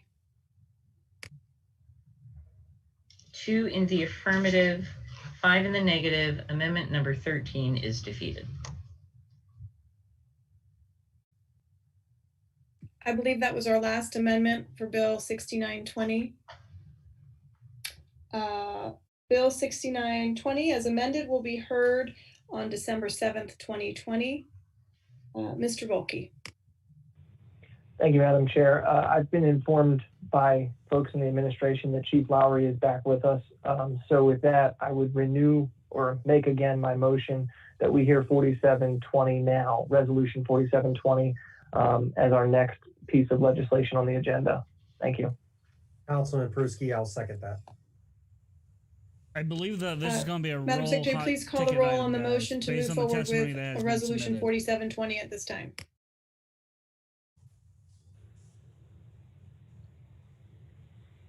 Mr. Volkey. Aye. Mr. Pruski. Aye. Ms. Fiedler. Aye. Ms. Rodvian. Aye. Ms. Hare. Aye. Ms. Lacy. Aye. Ms. Pickard? Aye. 7 in the affirmative, none in the negative. The motion to suspend the rules to hear and vote on resolution 4720 out of order next in the meeting is passed. Thank you. I have to get my script all. Madam Secretary, please read the title of resolution number 47-20.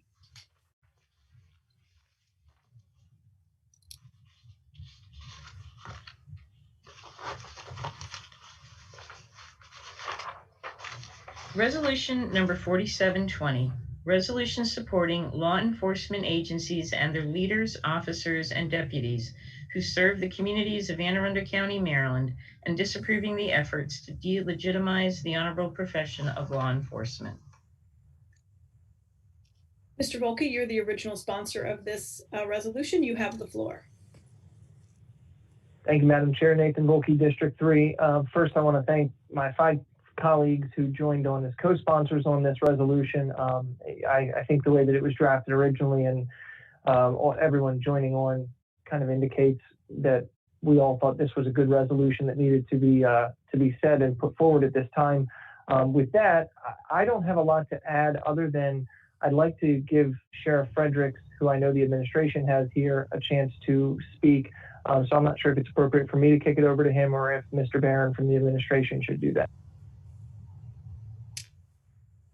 Well, since I'm chair for just a couple more meetings, I'm going to let Mr. Barron speak at this time and keep control of my my gavel here. Mr. Barron, you have the floor. Thank you, Madam Chair. Thank you, Councilman Volke. And I promise, Sheriff Fredericks, I'll turn the mic over to you in a quick second. The administration supports this resolution, and we appreciate the coming amendments that will ensure the resolution recognizes the hard work our officers strive for every day to serve all residents of our county. Building trust and engagement is the responsibility of every man or woman that puts on the uniform. You may have noticed tonight we introduced resolution 4920, appointing Chief Amal Awad as the police chief for Anne Arundel County. It will be her responsibility to lead our department as we strive to build trust and engage with all residents of our county, just as that is the responsibility of Sheriff Fredericks. And it's the administration and this council's responsibility to have her and Sheriff Fredericks back and every man and woman that puts on the uniform and support their efforts that build trust and community engagement. So with that, as promised, I'm going to ask Sheriff Fredericks to speak, and then if Acting Chief Lowry has anything he wants to add. Thank you, Mr. Barron. I appreciate that. I think your words were well said and greatly appreciated. And I have just a couple minutes of comments I'd like to give to the council. For the record, Anne Arundel County Sheriff Jim Fredericks speaking in favor of Resolution 4720. Council members, I believe this resolution to support the hardworking members of law enforcement in this county is an important gesture to show support for the overwhelming majority of them who come to work every day with the intention to serve the public to the best of their ability. And I do not want to diminish, and I can't emphasize this enough, in any way the need for reforms in policing, but I believe that we can remain firmly on the path of reform while we show support for the changing world of law enforcement. With my nearly 3 decades of experience, having been a federal police officer, a local police officer, and now sheriff, I believe our deputies in Anne Arundel County are some of the finest trained law enforcement officers in our region and possibly in the country. And that goes for all of our law enforcement, police, and deputy sheriffs. Any law enforcement agency conscious of the demands of the public today is most certainly in the process of reviewing and altering policy to meet many of those demands. Last year, for instance, the Sheriff's Office voluntarily submitted to provide data for the FBI's National Use of Force database, and we are continuing in that process. My office is also currently reviewing and changing use of force policies to align with the Safe Policing for Safe Communities executive order to include the banning of chokeholds and strict compliance with federal, state, and local laws. Additionally, the Sheriff's Office completed implicit bias and duty to intervene training during our fall in-service training session just last month. In 2018, United States Senator Ben Cardin introduced the Law Enforcement Trust and Integrity Act. He did so in response to the final report of the President's Task Force on 21st Century Policing. In this press release, Senator Cardin quoted President Obama stating, "There is no contradiction between us caring about our law enforcement officers and also making sure that our laws are applied fairly. Our police officers will do a better job in our communities and they can feel more confident that they are being treated fairly." My takeaway from the President's statement is that we can bring justice reform while continuing to publicly show our support for law enforcement. Most of our law enforcement officers have spent many years earning a place of respect in the community by serving with integrity, fairness, and impartiality. Nationwide, there are more than 1 million contacts between citizens aged 16 years and older and law enforcement each week. That's according to Bureau of Justice Statistics. The horrible acts of a few in a nation of approximately 800,000 law enforcement officers have certainly damaged our relationships with the communities. I believe the efforts to increase accountability for those individual acts will help repair that damage. What I hope to accomplish through this resolution is to show that in our small spot in this country, we understand the need for changes in law enforcement, that we can do so without demoralizing rank and file officers and deputies, and that we respect the fine job so many of our law enforcement officers do on a daily basis for the community. I also hope that you can all join me in supporting law enforcement by voting favorably for the resolution. I thank you.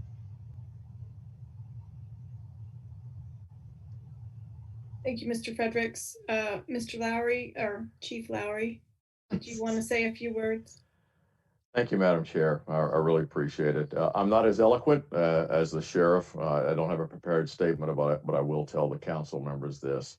I'm speaking on behalf of the 775 sworn members of the Anne Arundel County Police Department and our 200 civilian members who, in my eyes, are just as important. That includes our 911 operators and a lot of our folks that work behind the scenes. I appreciate the intent of the resolution, of Resolution 4720. I know I've spoken since I've been in this acting position with every member of the council. I consider you honorable folks. I think I have a great relationship with you, and I love this police department, and I love the position that the council has allowed me to be in this acting position. I believe Mr. Barron talked about Chief Alwood coming on. I think that demonstrates not only the forward thinking of our police department, but that we are certainly open to change. No police department is perfect by no stretch of the imagination. I'm an eternal optimist. I think there are great things coming not only for law enforcement in general, but also for enhancing the relationship with our community. But I do think I know the men and women of our police department would appreciate the passing of this resolution. It is not a carte blanche statement. When we make mistakes, we own those mistakes. We identify them and we move forward and get better, not only through training, but perhaps through discipline. But again, I just appreciate the resolution. Thank you on behalf of the men and women in our police department. And thank you for the service that each and every one of you provide to our county. Thank you. Thank you. We have a couple minutes for comments or discussion before we actually need to take our 90-minute break. So we can either move forward with our break before we open the public hearing, but we do have a couple minutes if any council members want to make any comments or questions. All right, with that, let's recess for 10 minutes. Can we come back at, let's just make it 7:40. We come back at 7:40. Yes, ma'am. I believe we've been doing a motion and a second and then just a voice vote. Oh, okay. All right. Can I have a motion to come back in 10 minutes? So moved. Is there a second? Is there an aye? Aye. Aye. Aye. Aye. All right. See everybody in 10. I was the second, Ms. Gray. Thank you.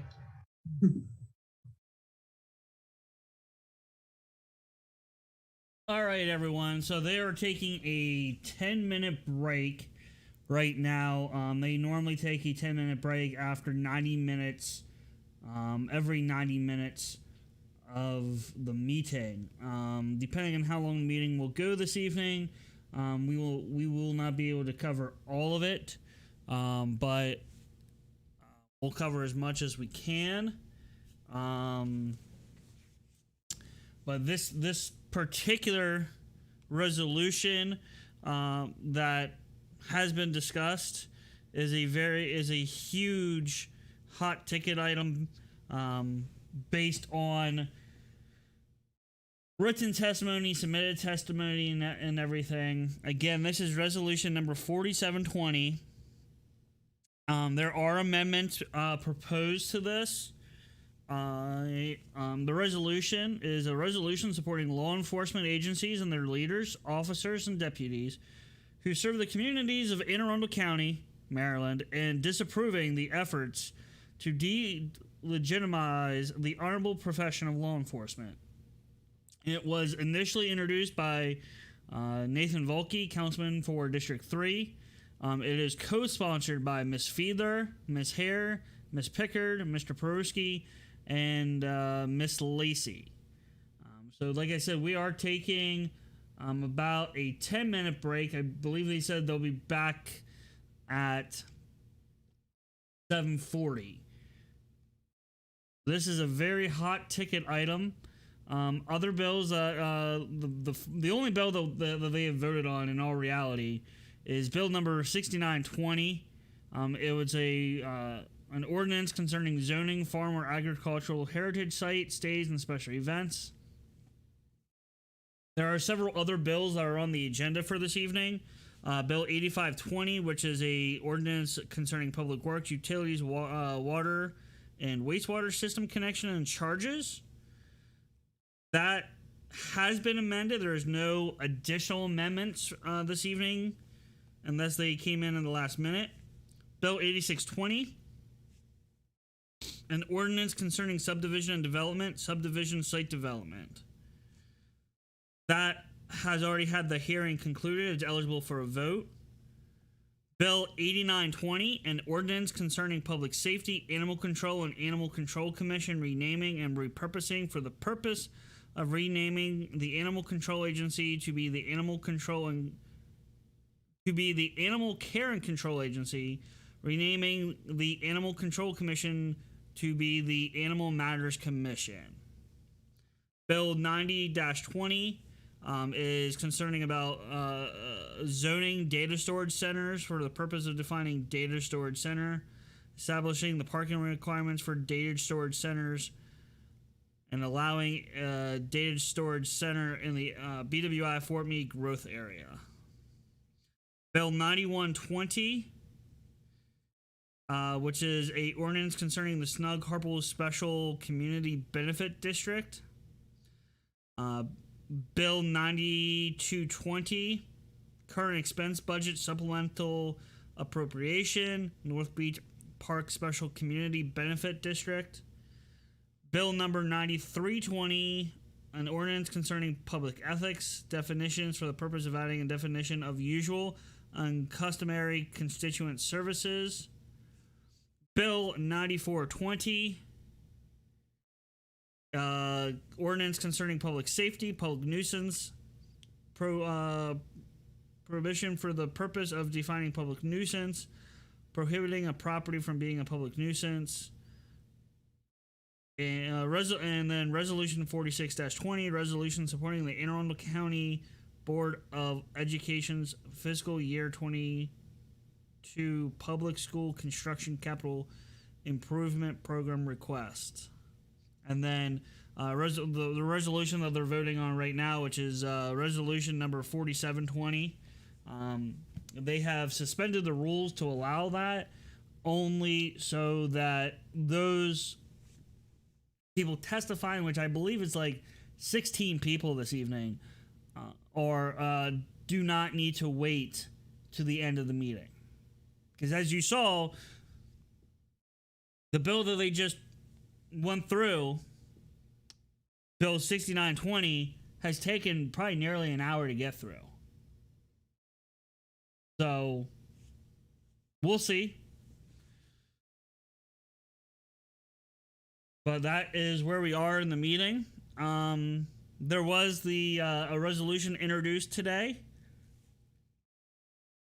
that will be voted on December 7th concerning the appointment of the new county police chief. She is from Hyattsville, and if approved, her effective date will be December 17th, according to the press conference that we were in attendance at before this county council meeting this evening. So again, I believe that this is going to be a very hot ticket item this evening, and only time will tell how heated it gets on both sides. But the county is in recess for roughly another 5 minutes.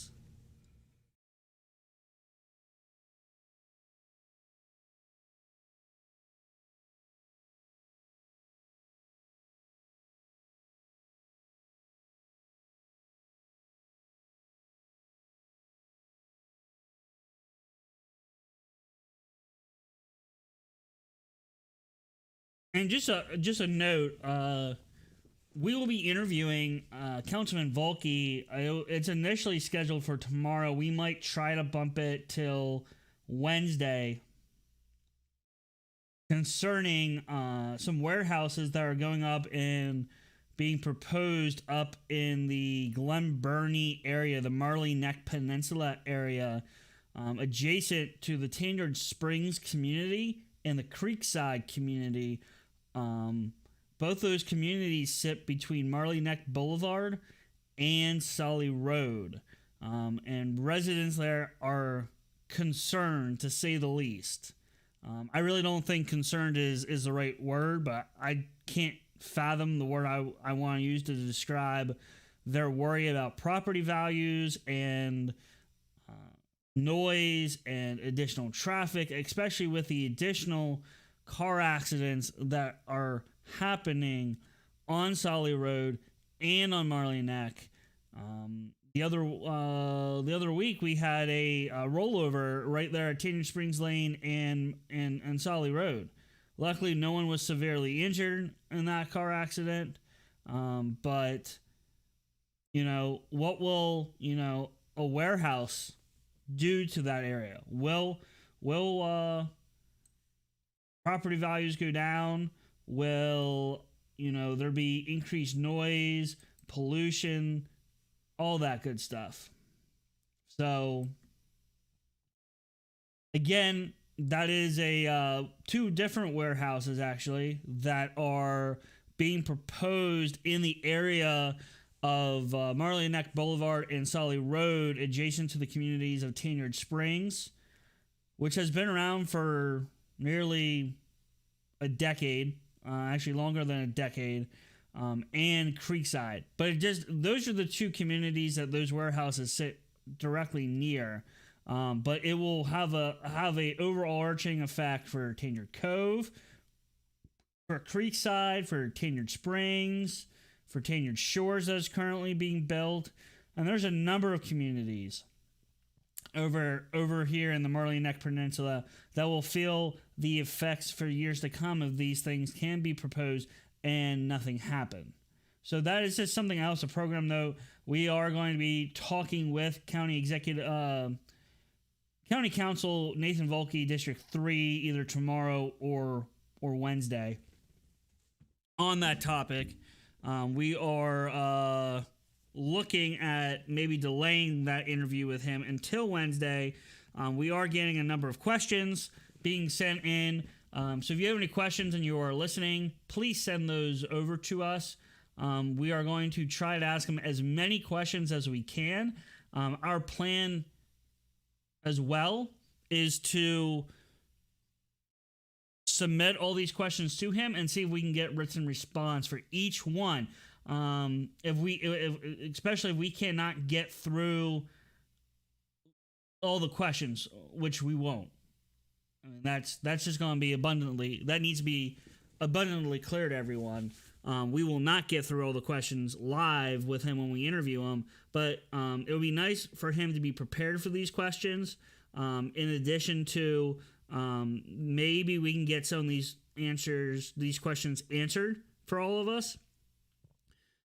So those who are affected, those who are going to the two different meetings, can, attend those meetings being, and this is going to sound bad, but being smarter about the situation, about knowing a little bit more about what maybe Councilman Volke has been doing, what the county has been doing, what is being planned, so on and so forth. So here we go, guys. We are getting ready to come back from this 10-minute break. I see Ms. Rydvin from District 6 is just joined back into the meeting.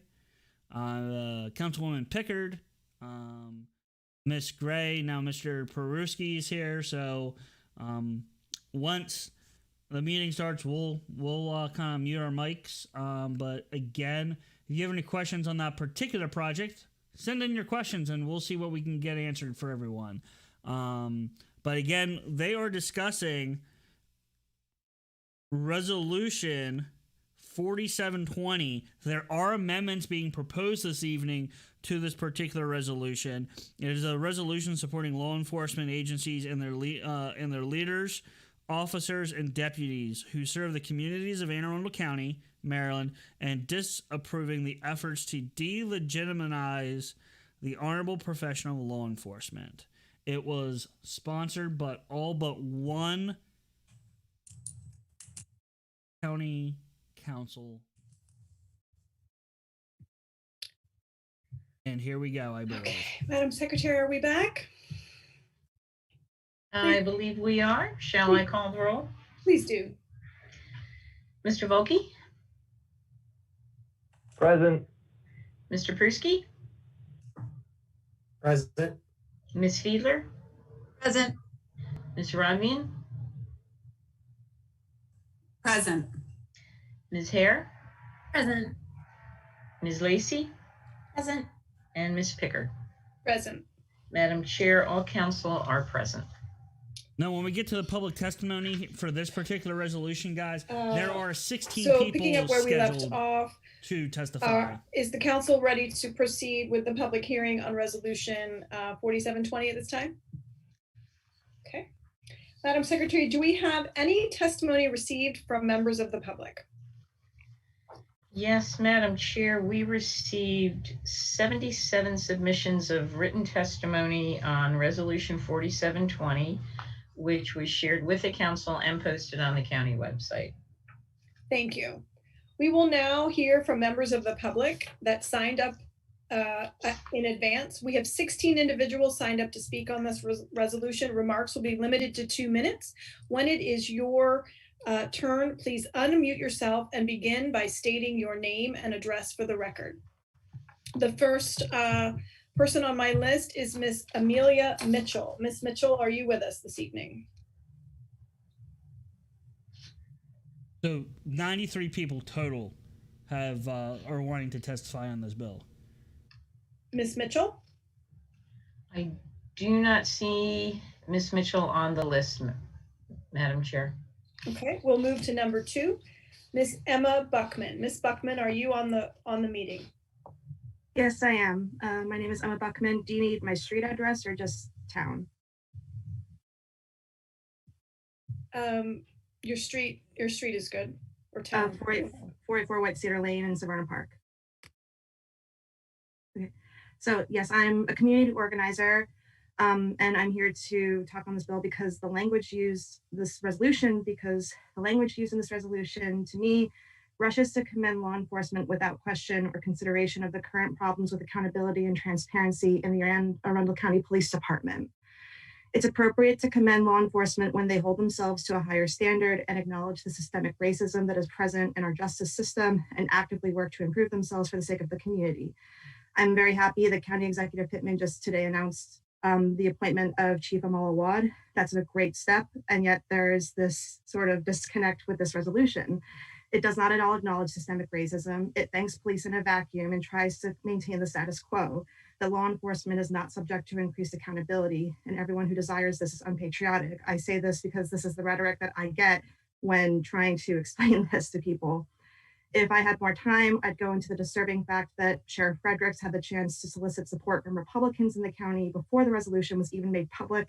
I'll just leave that as a matter for the public record for now, along with Mr. Volke's clear attempt to rush through this portion of the agenda without all stakeholders present. Law enforcement has long been used as a tool for white supremacy. You cannot deny the role that they play in further marginalizing BIPOC communities and the devastation that they have brought to countless Black families. All you have to do is speak to an impacted person in the county, of which there are many, and hear their stories to see that there's a clear bias against marginalized communities by law enforcement in Anne Arundel County. This must be considered before putting a resolution like this forward.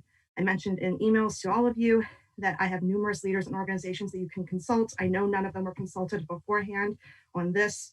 I also know that while several of you show up consistently to events and listen to input from BIPOC leaders, many of you do not. You do not participate, you do not show up, and you do not listen to them. So I would please ask that you stop backpedaling, as I've seen you do with this resolution. Please stop making excuses and just listen to BIPOC leaders in the first place before you present a resolution like this. Thank you. Thank you, Ms. Buckman. We'll move on to our number 3 speaker, Ms. Chelsea McCracken. Ms. McCracken, are you with us this evening? Yes, I am. My name is Dr. Chelsea McCracken. I live at 2540 Maytime Drive in Gambrills. Resolution 4720 is clearly an attempt to put government support behind the abuse of power by a few bad apples, especially those who are in an active lawsuit between a county resident and the Anne Arundel County Police Department after an officer allegedly kneeled on the resident's neck, which is the same practice that resulted in the death of George Floyd this summer. The resolution condemns efforts to delegitimize the profession of law enforcement through, quote, harassment, insults, threats, and violence. But what efforts is it even referring to?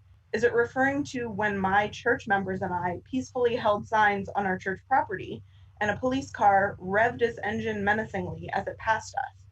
How is exercising our First Amendment right, the right of the people peaceably to assemble, harassment? Criticism is not harassment. We all have to be able to point out problems in our society, things that aren't working right and need to be fixed. That's why the Founding Fathers put that right in the Constitution. Pointing out that racial bias exists in individuals and institutions is not harassment. The resolution also supports the best practices of law enforcement to, quote, improve public safety and reduce overall crime. But in my experience, just in the past 6 months, every single time I see someone pulled over for traffic violations in my neighborhood, there's at least 2 and sometimes 3 police officers present. Do we really need 3 police officers to issue a speeding ticket? This seems like a waste of public funds that could be better spent on education or healthcare, or even on investigating more serious crimes. So I don't think we should be praising the best practices of law enforcement when they're clearly not using their resources wisely. So for those reasons, I'm encouraging you all to oppose this resolution. Thank you. So sometimes they run 2 or more vehicles to a traffic citation, guys. Miss Jennifer Sell. Miss Sell, are you only because of for safety reasons? I know this firsthand. I live at 444 Linwood Drive in Severna Park. Last Wednesday, I did a Google News search on the phrase Anne Arundel County Police. What did I find? I found an article detailing the sentencing of a former Anne Arundel County police officer for sexually abusing 2 of his children. I found an article detailing the viral video of Anne Arundel County Police violently, physically removing a Black man from his car after initiating a traffic stop and discovering he had warrants. This is all occurring against the backdrop of a lawsuit in which Anne Arundel County police officers were seen on video kneeling on the back of a Black man that was under arrest. I understand why council members Volke and Fiedler are backing this resolution. I believe they see a need to pander to their base and continue to push their agenda to better themselves and those like them at others' expense. I don't understand why the rest of you are supporting this resolution. You can disagree with the calls to defund the police without publicly supporting sexual abusers and tactics of violence and aggression. If my 5-year-old daughter hits her friends, I don't tell her she did a good thing and pat her on the back. I take age-appropriate actions to teach her that hitting people is wrong and teach her healthier ways of expressing her emotions. Our police force has some honorable people within it who do good things, but it also has serious work to do in improving itself. It is your job to hold them accountable, not pat them on the back for breaking laws in their free time. It is your job to hold them to a high standard, not just accept a few rules changes and then call the job done. It is your job to speak for the safety of all of your citizens, not just push an agenda that benefits those already in power. I ask you tonight, sorry, that was my 5-year-old daughter. I ask you tonight to vote no on this resolution. Vote no for those who need you to speak on their behalf. Vote no for your own conscience. Vote no so we can improve our county and make it a better place for all who live here. Thank you. Thank you, Ms. Sal. And believe me, we've all been there on the Zoom call with the interruptions. So next on the list is Mr. Jeremy Young. Mr. Young, are you with us this evening? I am, thank you. Jeremy Young, 2540 Maytime Drive in Gambrels. And first of all, thanks very much to the council and particularly to my representative, Councilmember Pruski, for not suspending the rules several weeks ago and therefore allowing this bill to receive the full hearing it deserves. We're really grateful. The bill is a statement of support for a group of county agencies that is under attack for its treatment of Anne Arundel County residents of color. There are people in this virtual room right now who you've heard from and will hear from who have suffered grievously at the hands of officers of this agency. It is a troubled agency. It is an agency whom large swaths of law-abiding citizens in this county are afraid of, and that has lost the trust of many county residents. I appreciate the comments by the sheriff and the chief, and I'm grateful that these agencies are working hard to address these issues. That's what we want to see. But I don't agree that sufficient progress has been made to merit a statement of support like this bill. Further, I'm troubled by the fact that these agency heads are here asking the council to support the bill. If I worked for an organization sworn to serve and protect people that had lost the trust of many of the people it was sworn to serve and protect, I would recognize that the only way to improve agency morale was to complete the necessary work of change in my agency, and that low morale in the short term may be the necessary motivator to spur change that benefits everyone in the long term. And I would not seek or accept a resolution praising me and my organization until that change was completed. Why are these agency leaders here seeking a statement of support from the council when many law-abiding county residents do not trust them? How can they listen to the statements that have been submitted and will be read today? Heartfelt cries of anguish from local citizens who have been mistreated and abused by the police and still think that they have the kind of exemplary record that deserves this statement of support. I urge you to reject this deeply misguided resolution and to refrain from offering official statements of praise for county law enforcement agencies until deep structural change has been effected there. A statement of support of this type may improve officer morale, but it will do so for all the wrong reasons. Rather than praising them for concrete steps taken in the right direction, it will convince officers that the council thinks their problems in their agencies are solved and discourage them from the hard work of creating necessary change. Respectfully, a resolution like this is not how you encourage introspection or bring about change. Mr. Young, first, offer the praise later. Thank you. Mr. Young, the buzzer has gone off. It's hard to hear, but your 2 minutes are up. Thank you so much for your testimony this evening. Next on my list is Miss Amy Britt. Miss Britt, are you with us this evening?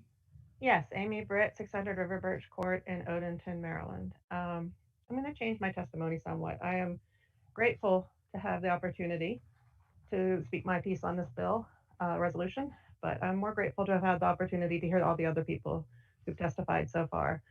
And that makes me want to just focus on one particular thing. I think we're all aware that line 24 is the flashpoint of this resolution. And I think that it creates a forced choice between supporting police and supporting members of the community who have been victimized by police. And I think that's not something the council should be in the position of having to make that choice. I'm particularly concerned about the word insult. I think that's very dangerous to suggest that any public servant should be beyond or above insult or criticism. If you honestly think that that should be the case, then maybe you shouldn't be a public servant yourself. So that's all I'm going to say about that. I heard Councilwoman Rodian has an amendment, and based on her previous work, I'm very optimistic about that. And I'm just going to let other people talk. Thank you. Thank you. We'll move on to number 7 on my list, Reverend Marguerite Morris. Reverend, are you with us this evening? Yes, I am, and thank you very much. I was trying to follow protocol, but then the officer spoke, and I do respect them both, but I have this reaction. And it's a reaction from a mother that is a living witness to the lack of accountability in the death of my own child.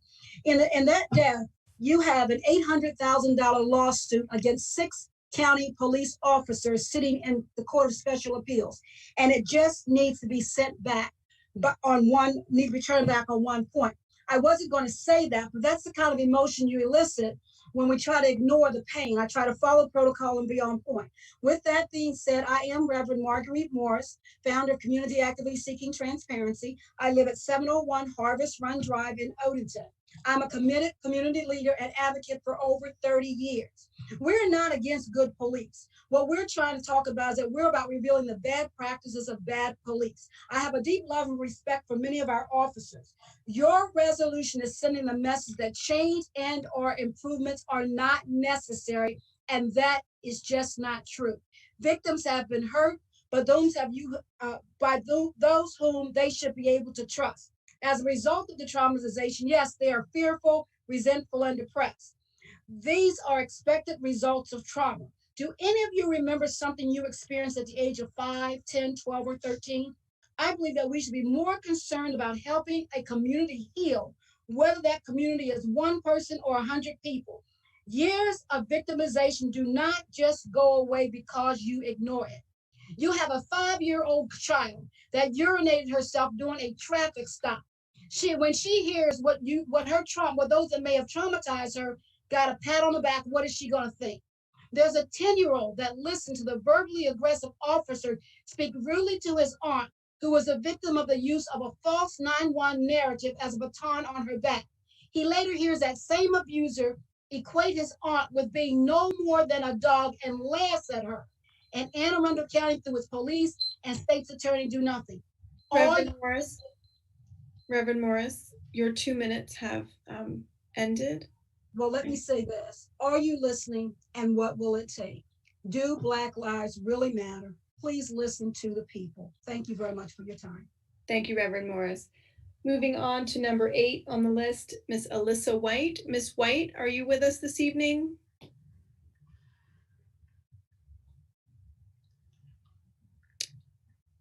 I do not see Ms. White in the attendee list.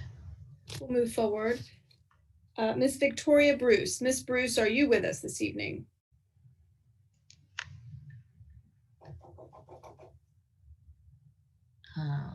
I do not see Ms. Bruce on the list either. Miss Linda Mundy. Miss Mundy, are you with us this evening? Yes, I am. Thank you. My name is Linda Mundy, and I live in Annapolis, Maryland at 55 Primrose Hill Lane. Good evening, Council. I just wanted to say a personal thank you for all the work you're doing during these very challenging times.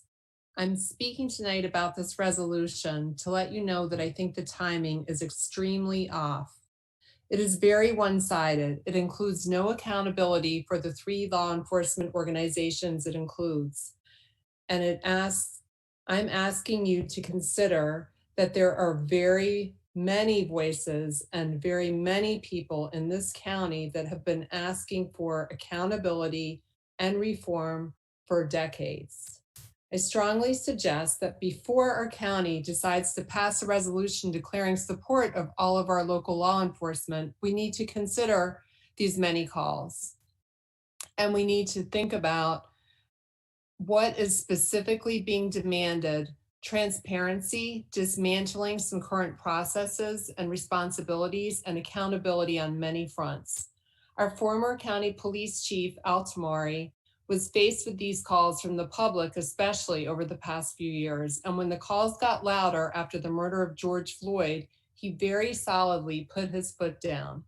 Shortly after he retired, he let it be known that he did so because he did not agree that he should respond to these calls for reform, including the rule our county executive declared that police should not use a chokehold, the very thing that killed George Floyd in May.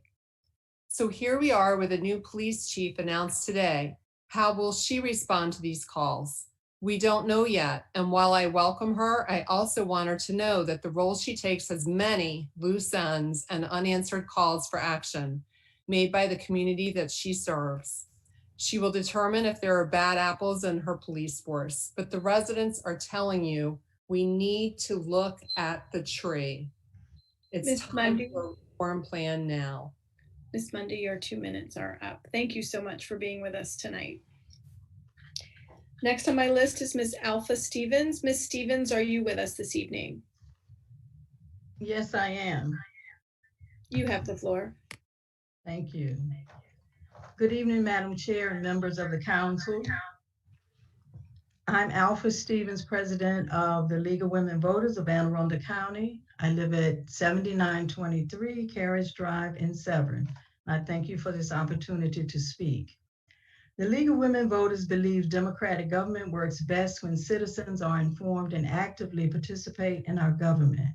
We commend the County Council for providing the opportunity for county residents to respond to the proposed Resolution 4720. There are communities who have a significant lack of trust when it comes to law enforcement, which makes publicizing this measure to the broadest audience and welcoming public comment very important. The League of Women Voters of Anne Arundel County respects and supports all those who serve honorably in the law enforcement profession. We support our Anne Arundel County law enforcement leaders, and we appreciate the vital role and the honorable role they play to ensure our public safety. Just as strongly, we support and advocate for the constitutionally guaranteed rights of private citizens who seek governmental transparency and accountability.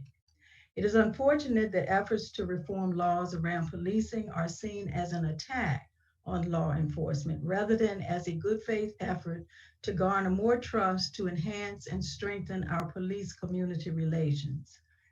The efforts, best practices, and beneficial policy changes that have been put forth and adopted as referenced in Resolution 4720 may well serve as models in our county's effort to effect needed reform and accountability. The Constitution does not prioritize the rights of one group of citizens over another.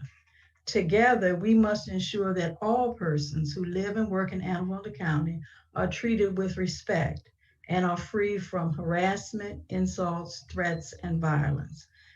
League of Women Voters of Anne Arundel County urges the County Council to vote against Resolution 4720 as introduced. Thank you.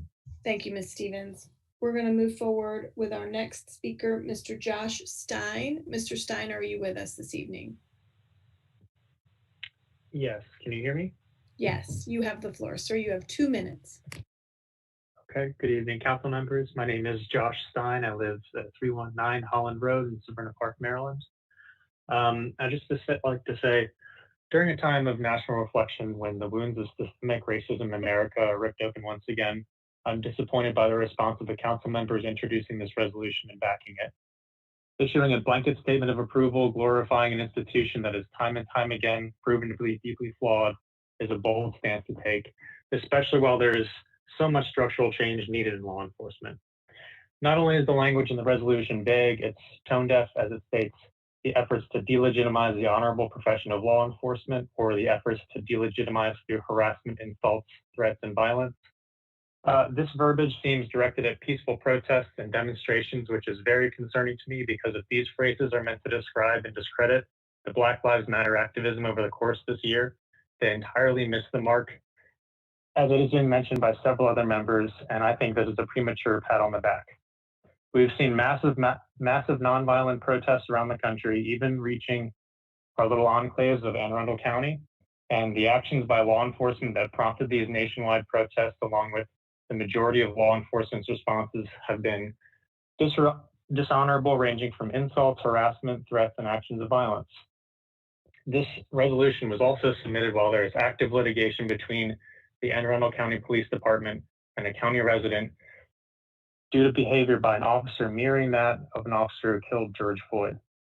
As Dr. McCracken mentioned, The article she was referring to was in February 2019, Daniel Gerald of Odenton claimed 3 county officers used excessive force while arresting him during a traffic stop. And the lawsuit includes video evidence of Gerald's handcuffed, lying face down in the road while an officer kneels on the back of his neck. By issuing a sweeping statement of approval, this resolution seems clear about its intent to delegitimizing national and local resistance to police abuse of Black, Indigenous, and other communities of color. And I do not see any good reason for the County Council to adopt the resolution in its current form. Thank you. Thank you, Mr. Stein. Your 2 minutes have ended. We're going to move on to number 13 on my list, Hansel Mataram. I'm not pronouncing that right. No, you're not. I'm so sorry. All right. So I was going to ask how many of you know who Daniel Jarrows are and ask you to raise your hand, but last speaker kind of gave it away. I suspect, though, the narrative of a white cop leaning on a Black man's neck would be more associated with George Floyd, while he screams, "I can't believe," and people record on their cell phones. But guess what? He didn't mention last time. That officer that did that wasn't suspended until this year, in July, after George Floyd got publicized. You know why? Because it was people like me, people like people on this call, talking out, throwing insults, being the discrediting, delegitimizing voice that you fear, that brought it to your attention, that brought it to other people's attention, the nation's attention. And you would know that if you cared about all your constituents' voices, but you don't. You are community leaders, and you are worried about delegitimizing the status of law enforcement rather than the people that suffer. I have personally had to walk, I am a brown person. I have personally had so many bad experiences with Anne Arundel County cops. But I want to tell you about the Black woman, the Black homeless woman that I'm friends with. She's deaf, she's mute, she can't talk. And we talk via sign language when I see her outside the Goodwill. Cop stops by, I was walking by, he was writing her a citation. She's mute, she's deaf, she can't understand what she's saying. I asked him why he didn't offer her a translator. He says she didn't ask for one. She's mute, she's deaf, she can't ask for one. I reported it, nothing happens. This is the behavior you find commendable? This? You would know this if you cared. You would. And there is no excuse for this type of behavior, especially you, Miss Fielder. I thought you were going to change. I thought you were going to listen. I thought you were going to read the new Jim Crow, but no. You just care about pandering. In my organization, I'm 22. I want to make sure the youth care because politics isn't cool for us. But you know what? This can't go unchecked. You should be ashamed of yourselves. Thank you. Moving along to our next speaker, we have, I'm gonna not pronounce this name right either. It's okay. Want me to just go ahead? Thank you. State your name and address for the record. You have 2 minutes. Good evening, everyone. My name is Chidinma, and my address is 2667 Solomon Island Road in Edgewater. I'm here today to oppose Resolution 4720. I am currently working toward a doctorate degree in psychology, and I'm honestly wondering, what is the actual point of me going to school to learn about these great American psychologists if we are all just going to ignore their research? I heard that the word delegitimize was used to describe an inquiry into the Anne Arundel County Police Force. While most accredited American psychologists have been studying the work of Dr. Philip Zimbardo, who performed the Stanford prison experiment in 1971. The experiment showed that when an average person is given power, literally they use the example of police guards, the people begin to abuse and mistreat the people under them. It's not up for debate that this is an outcome of that type of power. The experiment also revealed that people locked up as inmates took on defense mechanisms such as regression to survive. So can you imagine what is happening to the traumatized Black residents in Anne Arundel County due to ongoing police bias? We also know the stats about how this type of trauma leads to PTSD, which also goes untreated in our Black community. An article published in the Baltimore Sun on February 4th, 1997, about the fatal shooting of an 18-year-old by an Anne Arundel County officer shows that a request was made in 1997 to organize a civilian review board. That was 23 years ago, and we are still asking. So we politely request the ability to submit a proposal with a strategic and measurable solution that will take into account what we already know through research while establishing a civilian review board for Anne Arundel County. If this request is refused, it can only be concluded that you guys are choosing to ignore this research. It's time. Ma'am, your time is up. Is that the buzzer? That is not the buzzer. Oh, okay. I'm sorry. I'm so sorry. Okay, well, I'm almost done. So if this request is refused, it can only be concluded that you guys are choosing to ignore this research. It's time to summon up the courage, display the mercy, and give the grace needed to figure out a solution to a clear research-based police problem. Thank you. Thank you for your testimony and for pronouncing your name properly for me. I appreciate that. Next on my list is Megan Ranby. Are you with us this evening? Yes, I am. State your name and address for the record, and you may proceed for 2 minutes. Thank you. My name is Megan Ranby, and I'm at 533 Leftwich Lane in Annapolis. I'm concerned that this resolution results in a blanket approval for law enforcement without acknowledging the harm that law enforcement has inflicted on many county residents, especially people of color, and without acknowledging the work that still needs to be done to stop such harm from continuing. The effects of this resolution are to preserve the status quo in policing and to counter Anne Arundel County residents who are demanding increased transparency and accountability for law enforcement. This resolution was a request from the Anne Arundel County Sheriff, who was upset after a video of a forceful arrest by local police went viral last month.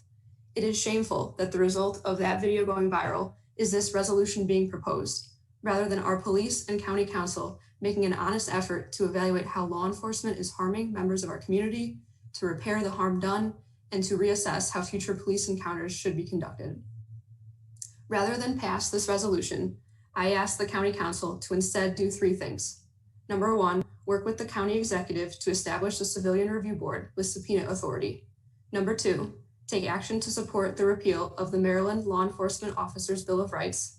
And number 3, expand their view on what makes all residents safer, including but not limited to improving economic stability and opportunities, investing in more affordable housing, and more fairly allocating resources between schools in the county. Thank you for your time and consideration. Thank you. Last on my list is Mr. Stephen Waddy. Mr. Waddy, are you with us this evening?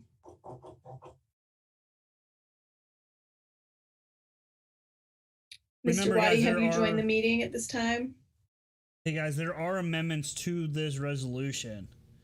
So it'll be interesting to see what those are. I see Mr. Waddy on the list, but he doesn't appear to be responding. Nope. One moment.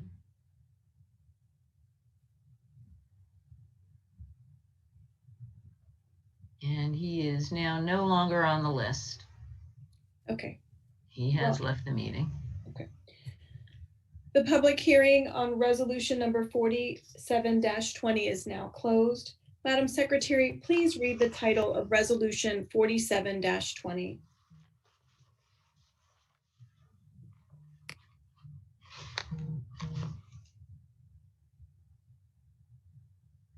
Madam Chair, if we could have one moment. Oh, I see. Yes. Mr. Waddy might be trying to rejoin.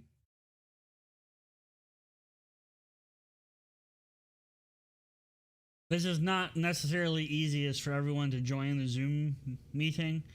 I've had issues with it.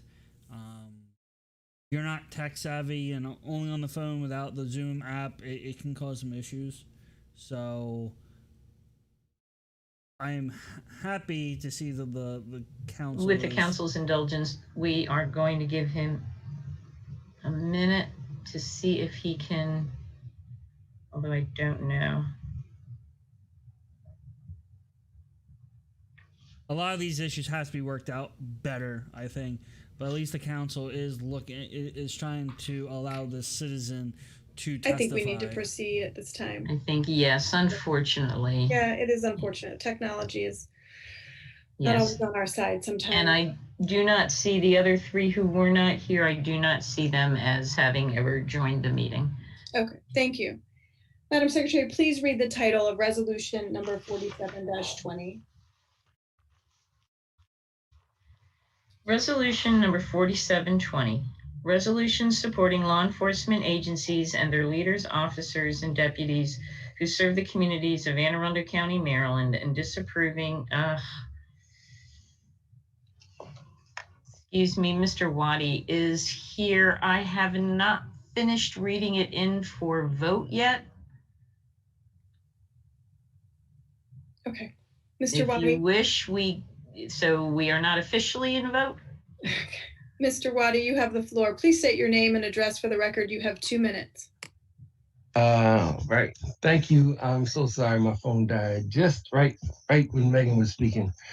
My name is Stephen Waddy. I live in Severn, Maryland. And I'm here speaking on behalf of the NAACP of Anne Arundel County. And I did want to thank all of the previous speakers regarding their commentary on this resolution. And we did take issue with the discussion about delegitimizing legitimate protest, especially in light of all that's going on. Our main concern also is in regards to how this resolution was introduced the day before the election, one of the most contested elections, especially racially contested elections. We've seen the rise of the Blue Lives Matter movement and an effort to show support to police officers. And the Blue Lives Matter movement itself has kind of morphed from mocking Black Lives Matter into a movement that contains individuals like Kyle Rittenhouse, who are calling for going out to protests and shooting people that are protesting police brutality and killing them. And then we've also had students, even in Severna Park here, that have mentioned that they wanted to, the NAACP has received complaints about this, that some of our, some individuals who attend Severna Park High School received information from other students saying that they wanted to, or threats from other students saying that they want to go to a Black Lives Matter protest and shoot them all up. And so we've gone from, and this is a part of the entire authoritarian movement that Donald Trump has led. Republican Party has kind of attached itself to, Mr. Waddy. and that the Fraternal Order of Police endorses. Mr. Waddy, So we encourage you all to vote no on this resolution and the amendments to it. Thank you. Thank you. Now the public hearing is closed on resolution 47-20. Madam Secretary, please read resolution 47-20. Resolution 4720, resolution supporting law enforcement agencies and their leaders, officers, and deputies who serve the communities of Anne Arundel County, Maryland, and disapproving the effort to delegitimize the honorable profession of law enforcement. Are there any questions or comments from my colleagues before we move on to amendments? Mr. Volke.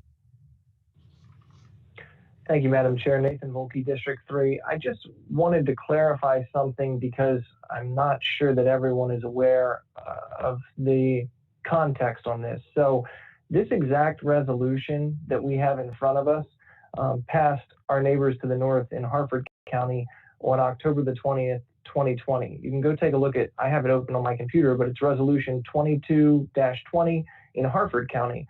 It was voted on unanimously by the Harford County Council. I'm not saying that that makes it right or that that fixes all of the concerns or that that covers the issues that have been raised by many of those who have testified, but I do want to make the point that that resolution was introduced and voted on the same night, as is often our practice here in Anne Arundel County to introduce and vote on resolutions the same night. Clearly, the council decided that that was not what we wanted to do with this resolution, and instead we decided to have a public hearing where we can hear from all voices and where we do have the opportunity to gain input from a larger portion of the population and the citizens that we represent. But I do think it's important to note that this is a resolution from another jurisdiction that's been adopted to our jurisdiction. Maybe ultimately the decision is this is not the right resolution, but I do want people to understand where it came from. It was not necessarily crafted out of whole cloth. It's what we do many times when we look around at other jurisdictions in the state at legislation or resolutions or other things that they've passed or they've put forward, and we take that as a model. So again, it's helpful that we're having this discussion. It's helpful to hear from everyone that we've heard from, and I appreciate it. But I do just want to make it clear where this resolution kind of came out of. It is the Harford County Council who passed this first, and now we've got it in front of us a few weeks later. So I just wanted anybody to have that context who wasn't sure maybe where this originated. Thank you. Thank you. Ms. Rodvian, you had also put your flag up. Are you prepared to speak at this time? You're muted.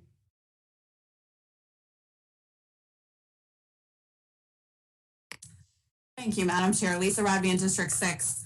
I have two amendments, and I would like to move to introduce them both and discuss and vote on them as a block. Is that an appropriate movement? Yes, you're making a motion to vote on both amendments 1 and 2 as a block? Yes. Do we have a second? Councilman Pruski, second. Madam Secretary, can we call the roll on the motion to vote on amendments 1 and 2 as a block? Point of order, Madam Chair. Yes, Ms. Lacey. Sarah Lacey, District 1. I think the motion is, the two amendments have to be introduced and seconded before we can move to hear and vote on them as a block. Okay. So we need to read them into the record. Is that what we're saying? I read them. No, Madam Chair, I'm sorry. Give me one moment. Maybe the parliamentarian can help me, but I'm trying to remember. I believe we have to have the motion to do them as a block first. And then I would read both amendments, and then we would have the motion to adopt for both. And then we would have discussion on both, and then we would vote. So we have to have the motion to take them as a block first. That's my recollection from budget time, but yes, I'm happy to clarify. Yes. So there is a motion on the table to take amendments 1 and 2 as a block. Can you call the roll? Yes, ma'am. Mr. Volke? Aye. Mr. Pruski? Aye. Ms. Fiedler? Aye. Ms. Rodvian? Aye. Ms. Hare? Aye. Ms. Lacey? Aye. Ms. Pickard? Aye. 7 in the affirmative, none in the negative. The motion to take amendments 1 and 2 as a block is passed. So at this time, can we read in both amendments 1 and 2 to the record as they're shared on the screen? Yes, ma'am. Amendment number 1. This amendment removes language that describes minimizing the legitimacy of law enforcement.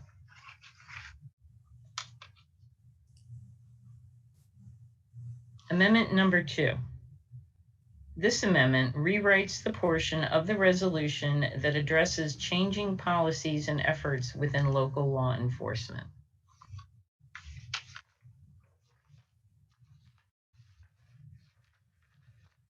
Is there a motion to adopt amendments 1 and 2? Lisa Rodvian, District 6, so moved. Is there a second? Lacey, second. Ms. Rodvian, these are your amendments. You have the floor. Thank you, Madam Chair. Lisa Rodvian, District 6. So the real purpose for these two amendments is to bring some balance to the conversation around law enforcement.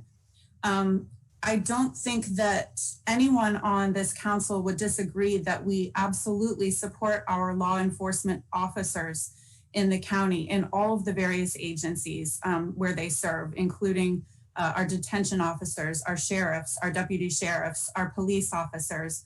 And I just want to start by thanking our acting chief and our sheriff for attending tonight and your introductory comments, which to me indicate that we're actually very much on the same page.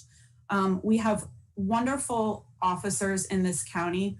We are in the process of taking important steps. Some of those steps have already been taken, but there are others that are still underway. As we all know, we have just this evening been introduced to the person who will likely become the new chief for Anne Arundel County Police Department. assuming this council approves her appointment. And I'm very encouraged by the direction that we're going.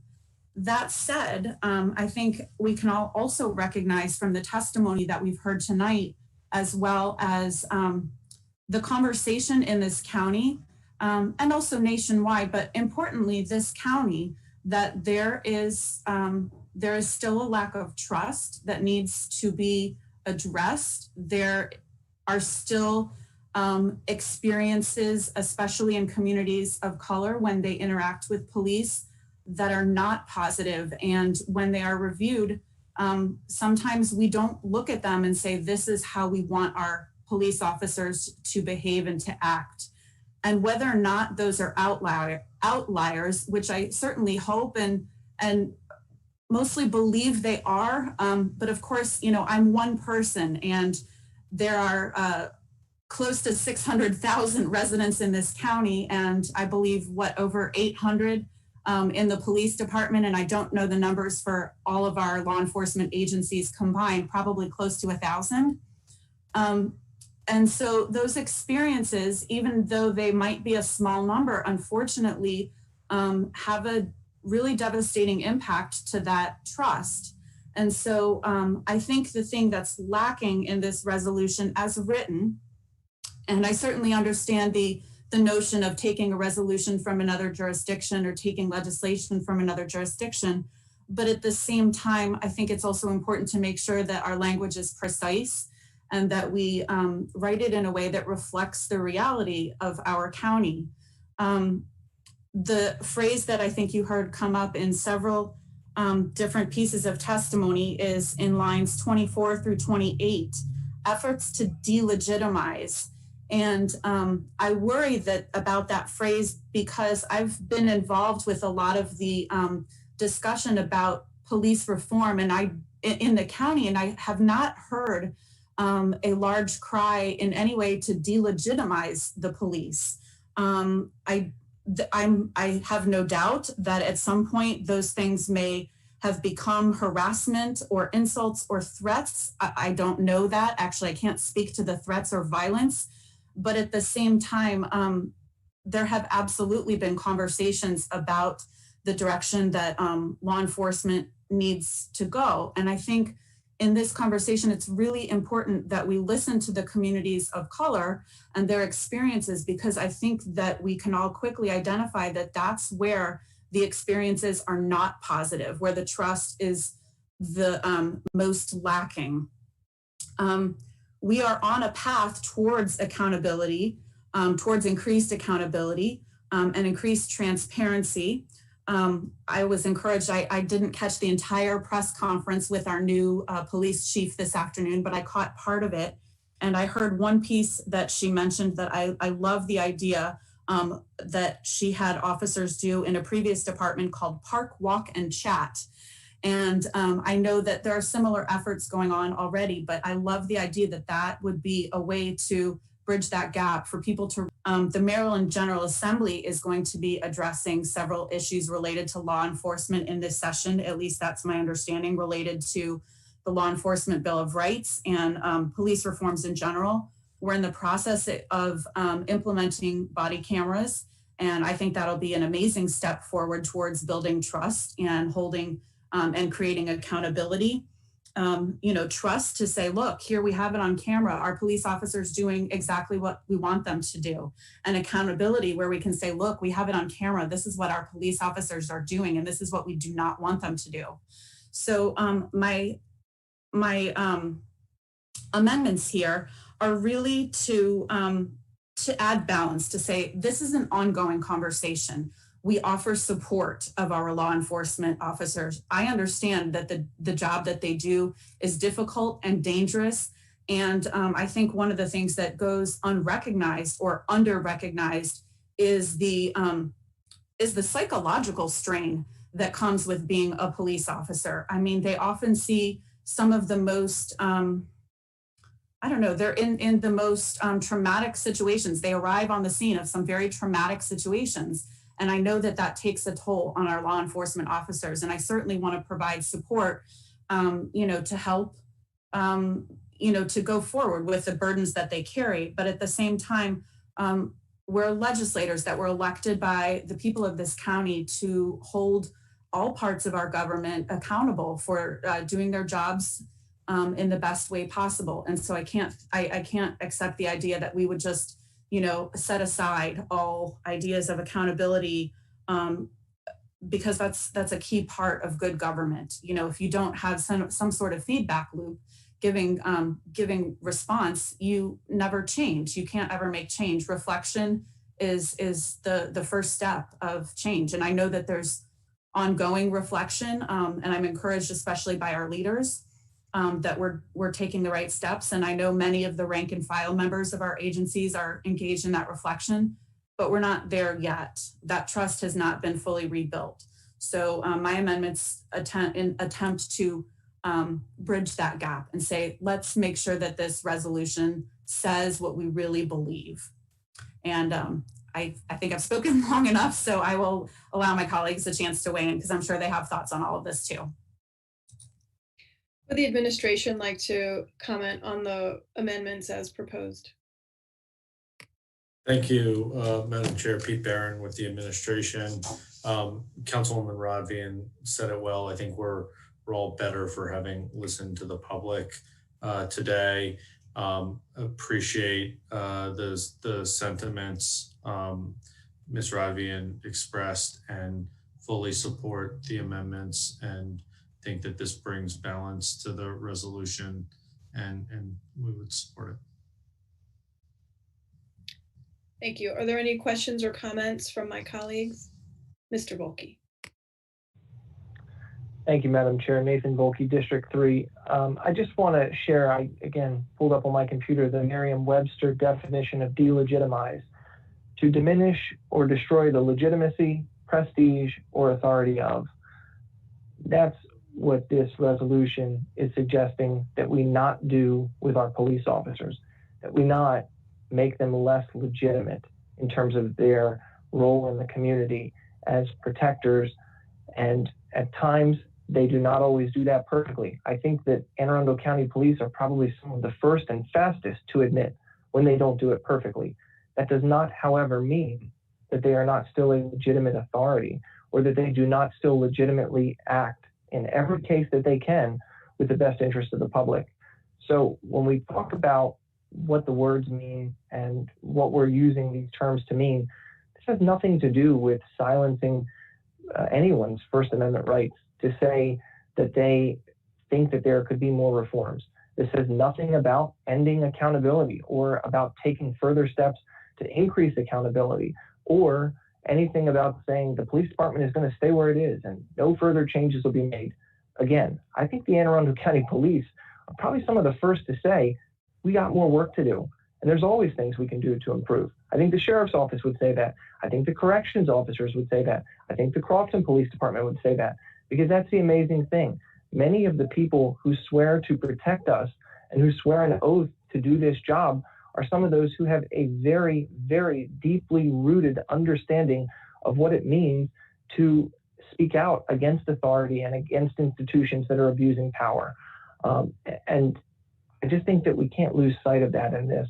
So these words do matter, and I do think that the words that were used here are appropriate. I would ask my colleagues to resist this amendment, and I would also ask if Sheriff Fredericks has anything that he'd like to add. I'd certainly love to hear from somebody who's actually put the uniform on for almost 30 years, or Chief Lowry, who I think is close to 40 years, if they have anything that they'd like to add. Thank you.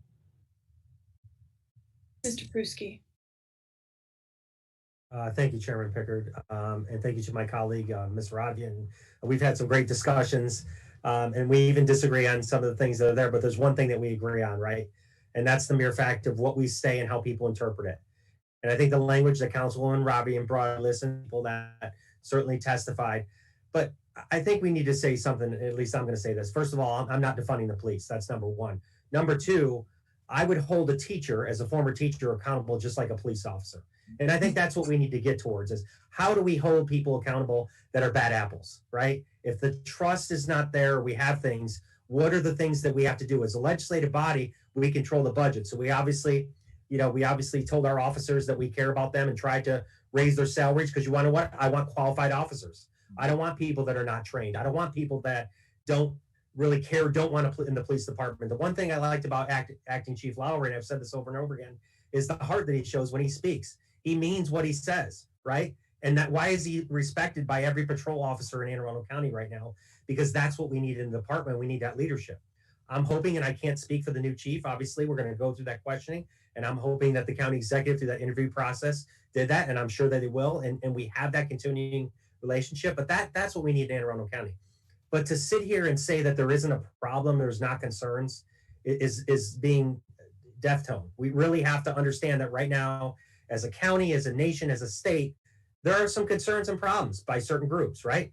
I don't have to agree on it, but this whole fact that you're either on this side or that side is wrong, okay? Let's start in the middle and let's find a way forward so that people can listen to each other. That's the only way we're gonna heal as a community, as a country, and other things that are there. And so the statements that we make, we need to be as collective and as welcoming as possible, right? As a council. I want to listen to both sides, even though I might not agree with everybody, but the more we can be collective in a greater body for the greater good and people of goodwill, that's what matters. And people are going to listen and care. And I will say this as well, as far as us being accountable. I do have people in my district that believe in certain things, and I may disagree with them. Ultimately, there's elections, right? We just saw this, where people stand up and they have a right to vote. So to me, ballot boxes matter, and obviously making sure that things there, and Black lives do matter. I've been to some of those rallies and protests, and they have to have what's heard in some of the concerns that was shared today. And I know the police have even been at these rallies listening to folks and talking to people. We have to, right? We have to see what's being said. But I think, Ms. Rodby, and your language that you brought forward, it's truthful, it's meaningful, it brings more people into the fold, helps them understand we're listening to concerns, and we got to find a path forward. And I'll leave it there. Thank you. Thank you. This is Allison Pickard, Chair D2, and I want to thank my colleague, Ms. Rodvian, for working to parse out some of the details of this resolution. We've heard a lot in support of law enforcement, and we've heard a lot from the community regarding concerns. This body has taken many votes, both on the budget to invest in our police and law enforcement, our training academy. We've also made many policy decisions over the course of the last 2 years that I think really show that this body supports law enforcement.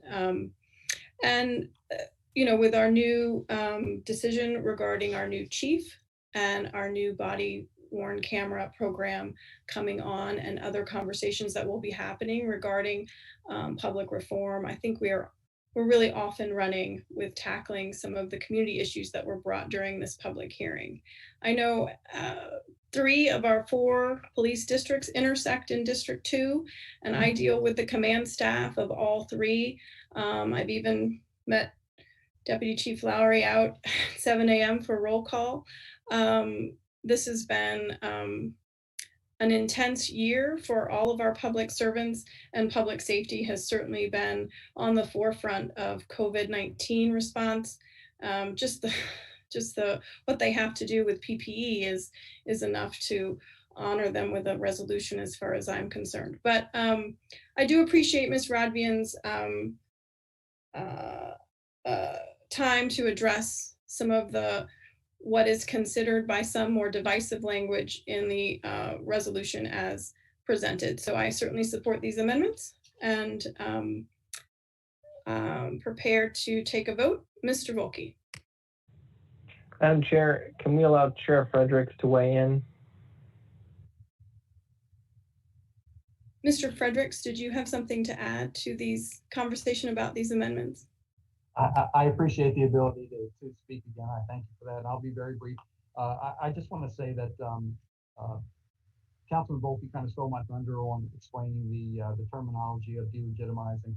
And one of the things that I wanted to kind of reflect on is just simply that speaks to the daily negativity that we see portrayed in the media when it comes to showing. Excuse me, I apologize.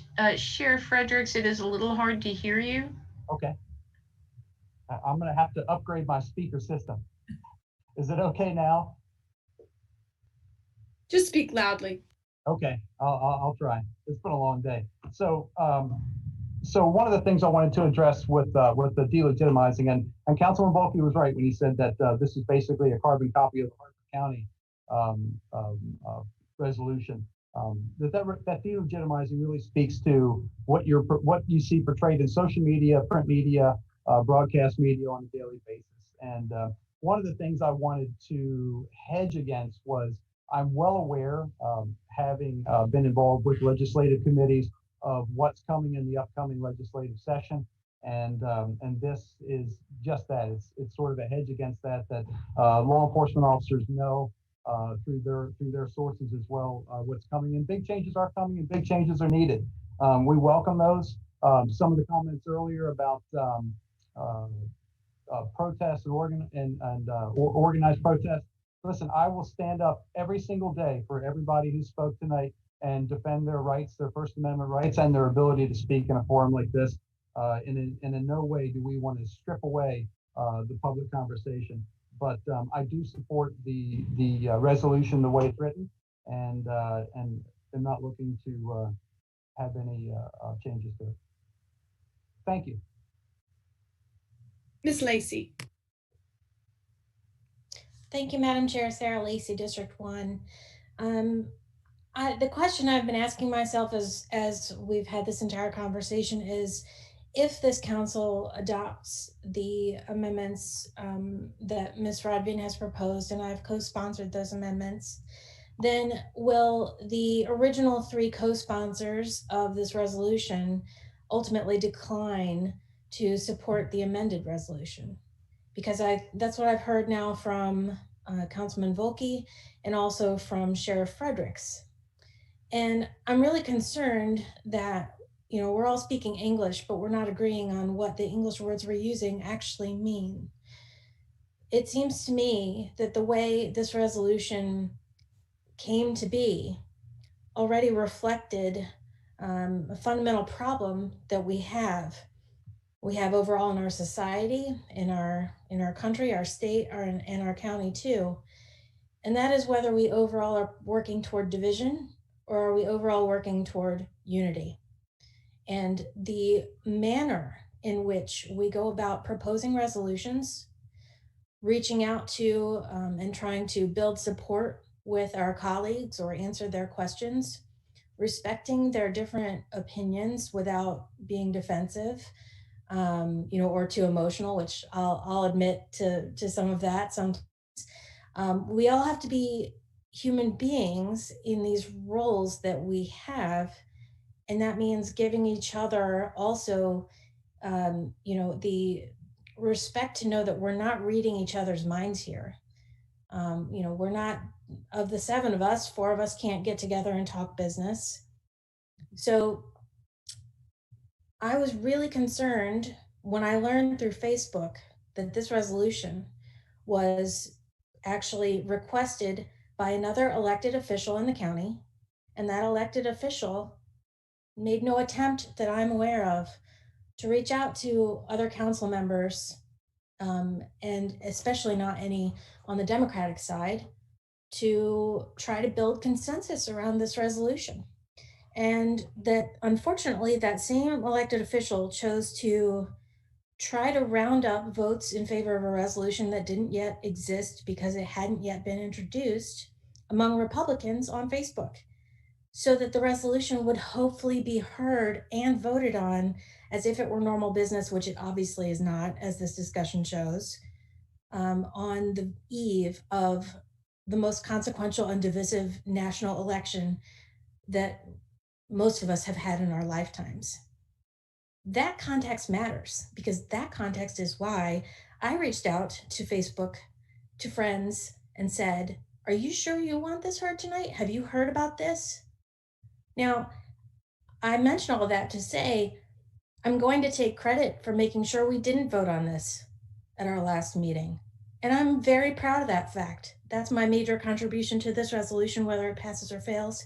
We have had an enormous discussion that is valuable, whether or not it's about whether we agree on the definition of delegitimize and how we go forward. I do know that the other major contribution that I'll take credit for is my votes to support the budget. And this past spring, I drove votes for the budget, for the police, for increased salaries, and I'll continue to support our police department. But what I don't appreciate is what appears to be political theater that was being played out on the eve of this election. And I know no one will admit to that, but it is obvious when you look at the timeline of the facts. I don't need to know what the motivations were to know that Sheriff Fredericks didn't reach out to me. Sheriff Fredericks isn't even looking at me. We could have a conversation, and that's what our constituents want. They want us to work together. They want us to reach out to each other.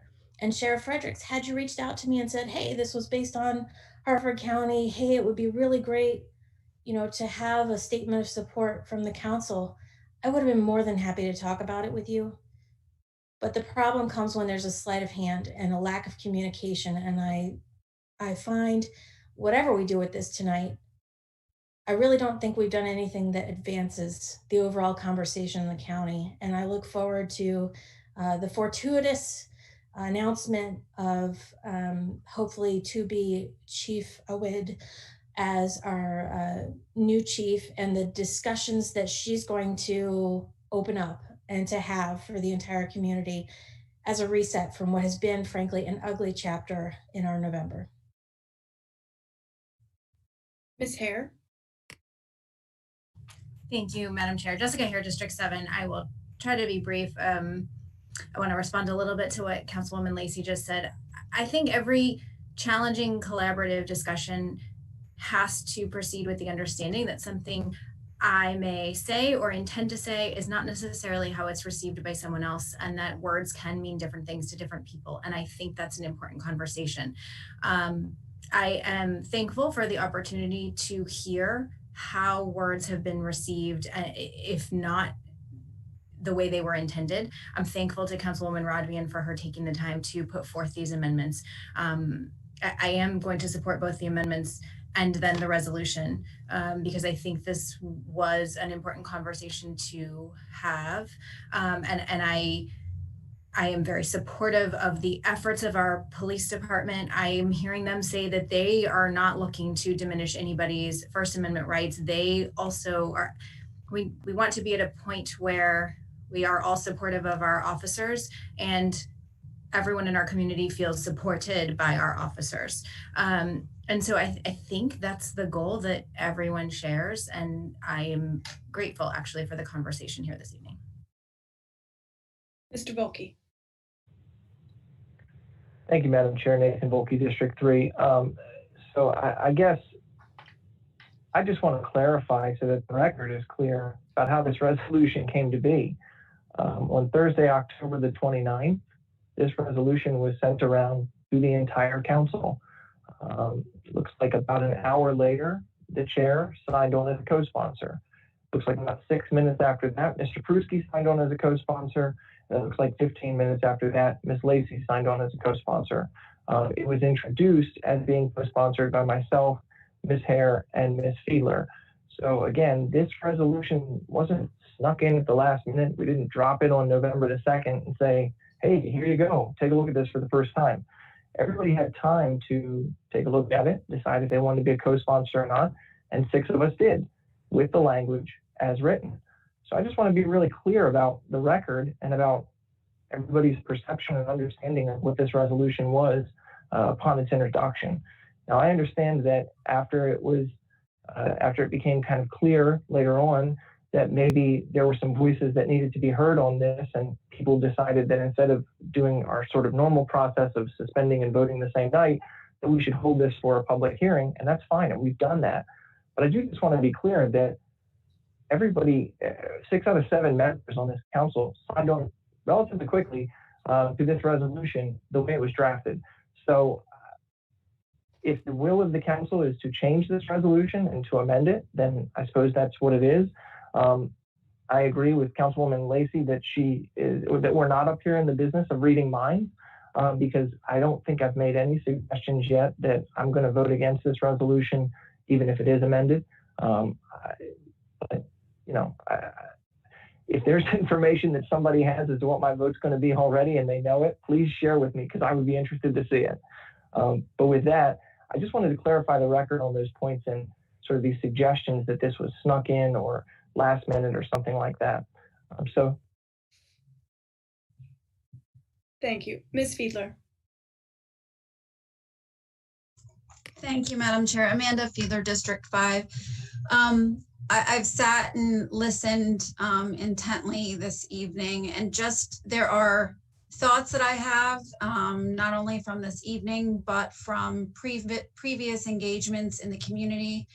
A few months ago, Councilman Volke and I attended a prayer service for law enforcement. And at that time, this very conversation was discussed during the sermon by Bishop Sutton.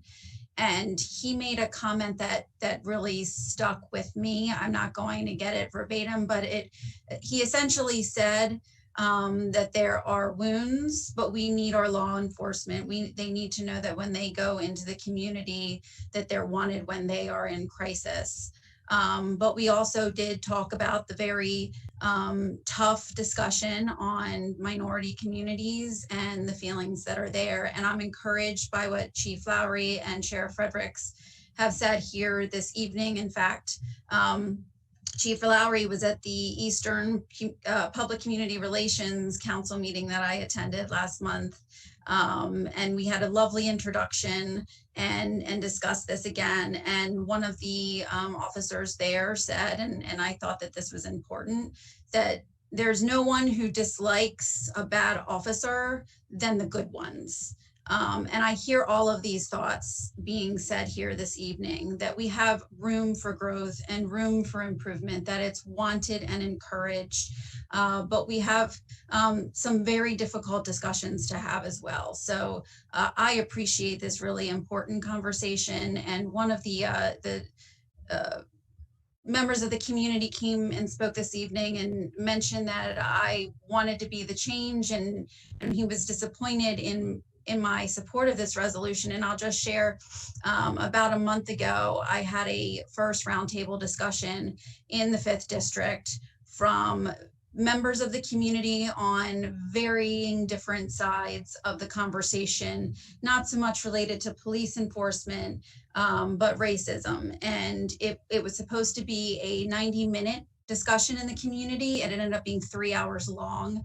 I'm more than happy to share the base and how we came to putting that discussion together. I obviously can't have it countywide with my staff of one, but I'm happy to share that. And I'm very encouraged by some of the comments made here this evening, and I will be supporting the amendment to this resolution and the resolution in its entirety. So thank you.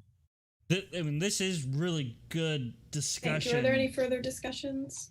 Comments around the amendments? On this particular topic, guys. What do you guys think? Just for clarification, just because someone signs on as a sponsor, Mr. Volke, doesn't mean the resolution is perfect. We did not suspend the rules to hear this on November 3rd, so that we could spend a little time with the words on the page. But the fact that there were 6 sponsors at the beginning does show a collective support for local law enforcement in a general sense. So Ms. Rodman, I saw your flag. I will, oh, now you're muted. Sorry, the mute, anyway. I just wanna, just close this conversation by acknowledging that there is real pain and real harm that has happened. And we can't put that behind us. It has to fully heal. And despite some wonderful efforts for that healing to take place, the healing is not complete. And there are still more efforts that need to come to make sure that that healing is complete. And I don't want us to lose sight of that there really is a sense of pain and distrust that still lingers. And I think, I promise I'll be really quick, that the concern about the word delegitimizing, I think has been interpreted as almost an accusation that people who are protesting against police brutality are somehow, I think it comes across to someone who's been involved with that as as sort of an indictment that they have been involved in an attempt to delegitimize the police. And I think literally, if I were to talk about, do I approve efforts to delegitimize?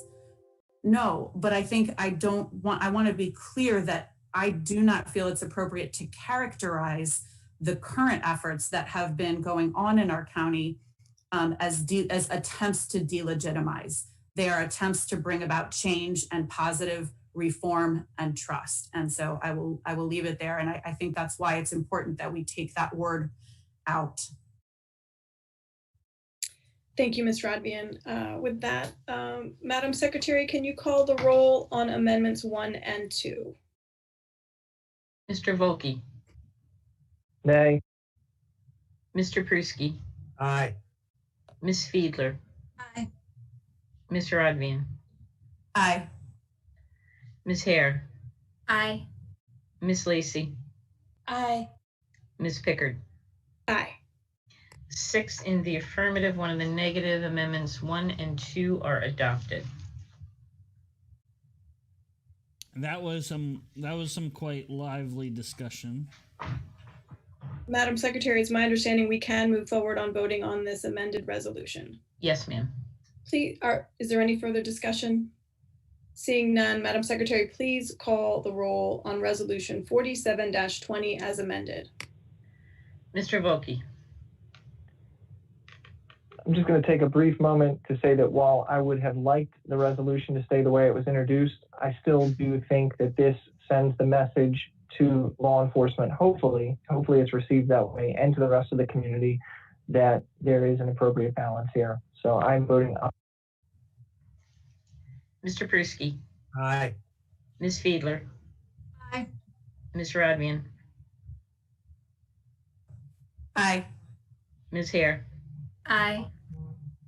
Ms. Lacy. Aye. Ms. Pickard. Aye. 7 in the affirmative, none in the negative. Bill resolution 4720 as amended is adopted. So that was some quite interesting, lively discussion, guys. And I think it's Thank you, pretty Chief and Sheriff, presumptuous for joining us this evening. We're going to move ahead. Good night. Madam Secretary, please read the title of Bill number 85-20 as amended. Bill number 8520, an ordinance concerning public works, utilities, water and wastewater system connections and charges. This is an administration bill. Mr. Barron, you have the floor. Thank you, Madam Chair. Pete Barron with the administration. Joining me at the virtual table is Ms. Henry, Ms. Clooney, and Mr. Biggerstaff from DPW, from Finance, Ms. McQuaid, and from Law, Ms. Kenny. We discussed this bill at the previous council meeting. Bill 8520 eliminates the user connection charge, which removes the option to connect to public water or sewer under a contract administered by the Department of Public Works. The bill replaces that process with the new tap connection permit or requirement for a public works agreement. This bill was amended at November 2nd. We ask that you pass the bill tonight. We're happy to answer any questions or provide any further detail that council requires. With that, please move the bill. Are there any questions from the council for the administration? Mr. Volkey. Thank you, Madam Chair. Nathan Volkey, District 3. Mr. Barron or anybody on your team that can answer this, how many people or properties took advantage of the current system with not the PWA, but with the capital connection charge? And in the past, I don't know, year or so, something like that. I just want to find out how many folks are using this versus how many are using the PWA, so that I make sure we're not foreclosing an avenue that is really popular. I think you all have said it's not popular, but I just want to get the numbers on that to be sure. Pete Barron with the administration. We have stated it was not popular. I'm going to ask Ms. Henry or anyone on her team if they have actual numbers. I do. I can't get it, but I want to say it was like a 50. It was 50 were using this last year, the user connection charge, and 100 we're going to PWA. But Chris Biggerstaff, if you have, I know we gave it to the auditor and now I can't pull it out of my memory bank. So sorry. But it was quite a difference because of the cost going up so much. Chris, do you know off the top of your head? Chris Biggerstaff, DPW. Just for memory, I believe this past year, since the new contract came in November, we've had roughly 100. In years prior, it was closer to 150, 175, from what I can remember. We have also contacted Department of Inspection and Permits as they handle the PWAs, and their numbers have increased over the past year since the new contract. Typically, in years past, they had about 10. So far this year, they've seen 25 plus. So because of the new contract numbers, the higher cost, we are seeing more go towards the PWA route. Ms. Hare. Thank you, Madam Chair. Jessica Hare, District 7. I think this question is probably for Ms. Henry. I'm looking at page 4 in section F, where it talks about how a system shall be made in accordance with one of the following methods. And I'm trying to understand, do these requirements here, do these add requirements to county residents to connect when they don't choose to? Or is it simply that, because I'm a little confused by the wording, that if they choose to, they have to do it in accordance with one of these? If they choose to, they have to do it in accordance with one of these in order to connect. It's the rules for connecting to our system. But it's still voluntary unless it's part of a petition project or other. Okay, perfect. Thank you very much. I appreciate that. Are there any other questions? Mr. Volke. Thank you, Madam Chair. Yeah, just to kind of follow up on the question I had before. So, I think it's Mr. Biggerstaff, right? Am I getting that right? Yes. Okay, good. I don't want to butcher your name, so I just want to make sure I got it right. Okay. So when you said there were 150 to 175, were you talking about PWAs or were you talking about the connection charge? Through the connection contract that we currently have. Okay, so that dropped from about 150 to 175 down to 50 because down to roughly 100 currently. Down to 100. Okay, so when Ms. Henry had said a minute ago that she thought it was around 50 that are user connection and 100 that are PWAs, the real number would be 100 and 100. Oh, I'm not trying to confuse you. I'm confused myself. So yeah, so that's why I'm asking you. I'm trying as fast as I can type to find the numbers I actually sent out. So you can give me one second.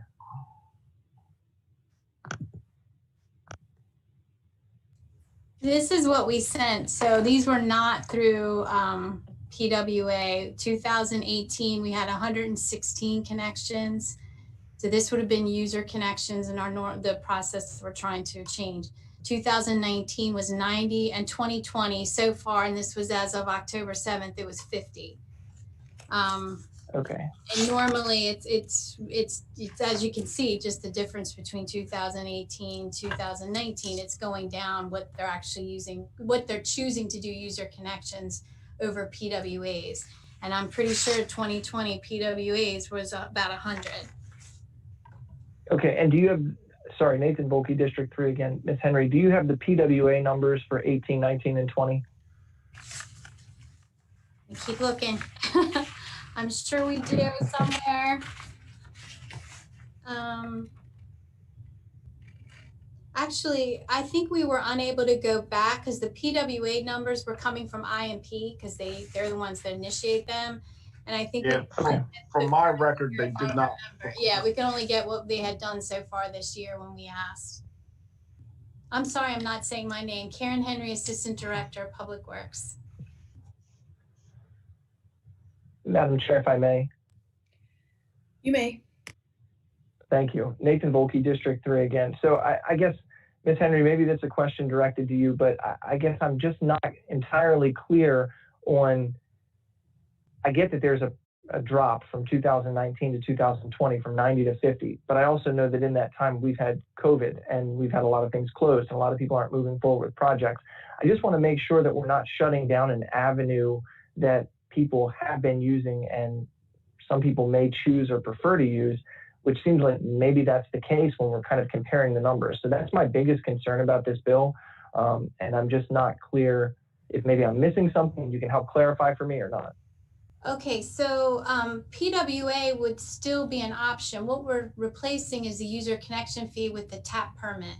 So they would still be able to connect using a, but in this case, they'd be getting their own contractor instead of, basically the county acts as a general contractor in the way the process is now, which we're trying to change that so that they can search for their own plumber, get the deal they want to. We are paying. Hey guys, after this bill, we are going to wrap it up for the evening. We haven't gone through everything. There's still a lot more at this meeting, but we have some things that we had to prepare for. So we are going to take this after this bill and call it an evening. Your house and looking at your system, they would have an idea of what they would need to do and give you a fair price based on what they actually see, if that makes any sense. Yeah, I appreciate that. Thank you. Are there any other questions regarding 8520 as amended? With that, we'll move on to the public hearing. Madam Secretary, do we have any testimony received from members of the public? No, Madam Chair, we've had no submissions of written testimony on Bill 9520. And we did not have anyone sign up to speak. Therefore, the public hearing on Bill 85-20 is now closed. Madam Secretary, please read the title of Bill number 85-20. Bill number 8520, an ordinance concerning public works, utilities, water and wastewater system connections and charges. Thank you. Is there any further discussion? Seeing none, Madam Secretary, please call the roll on Bill number 85-20 as amended. Mr. Volkey? Nay. Mr. Pruski? Aye. Ms. Fiedler? Aye. Ms. Rodmian? Aye. Ms. Hare? Aye. Ms. Lacy? Aye. Ms. Pickard? Aye. 6 in the affirmative, 1 in the negative. Bill 8520 as amended is passed. All right, guys, that will be it for us this evening. They still have the council still has several bills. I won't say many, but they still have several bills that they are going to be looking at. Bill 8620, which is the subdivision and development plan review. Bill 8920, public safety about animal control and the Animal Control Commission. And then Bill 9020 is the data zoning data storage centers. Bill 9120, Snug Harbor Special Community. Bill 8220, it's a budget supplemental appropriation for North Beach Park Special Community. 9320 deals with public ethics. Bill 9420, public nuisances concerning properties. And then Resolution 4620, supporting the County Board of Education's FY22 Public School Construction Capital Improvement Program. So that's all that they have to get done in the next the majority of those things they have to get done in the next 3 hours. We'll see. And we actually broke at a really good time, guys, because they just took their second 10-minute break after 90 minutes. So like we really did pick a good spot to pick up on. If you guys would like to continue watching this, we encourage you to go to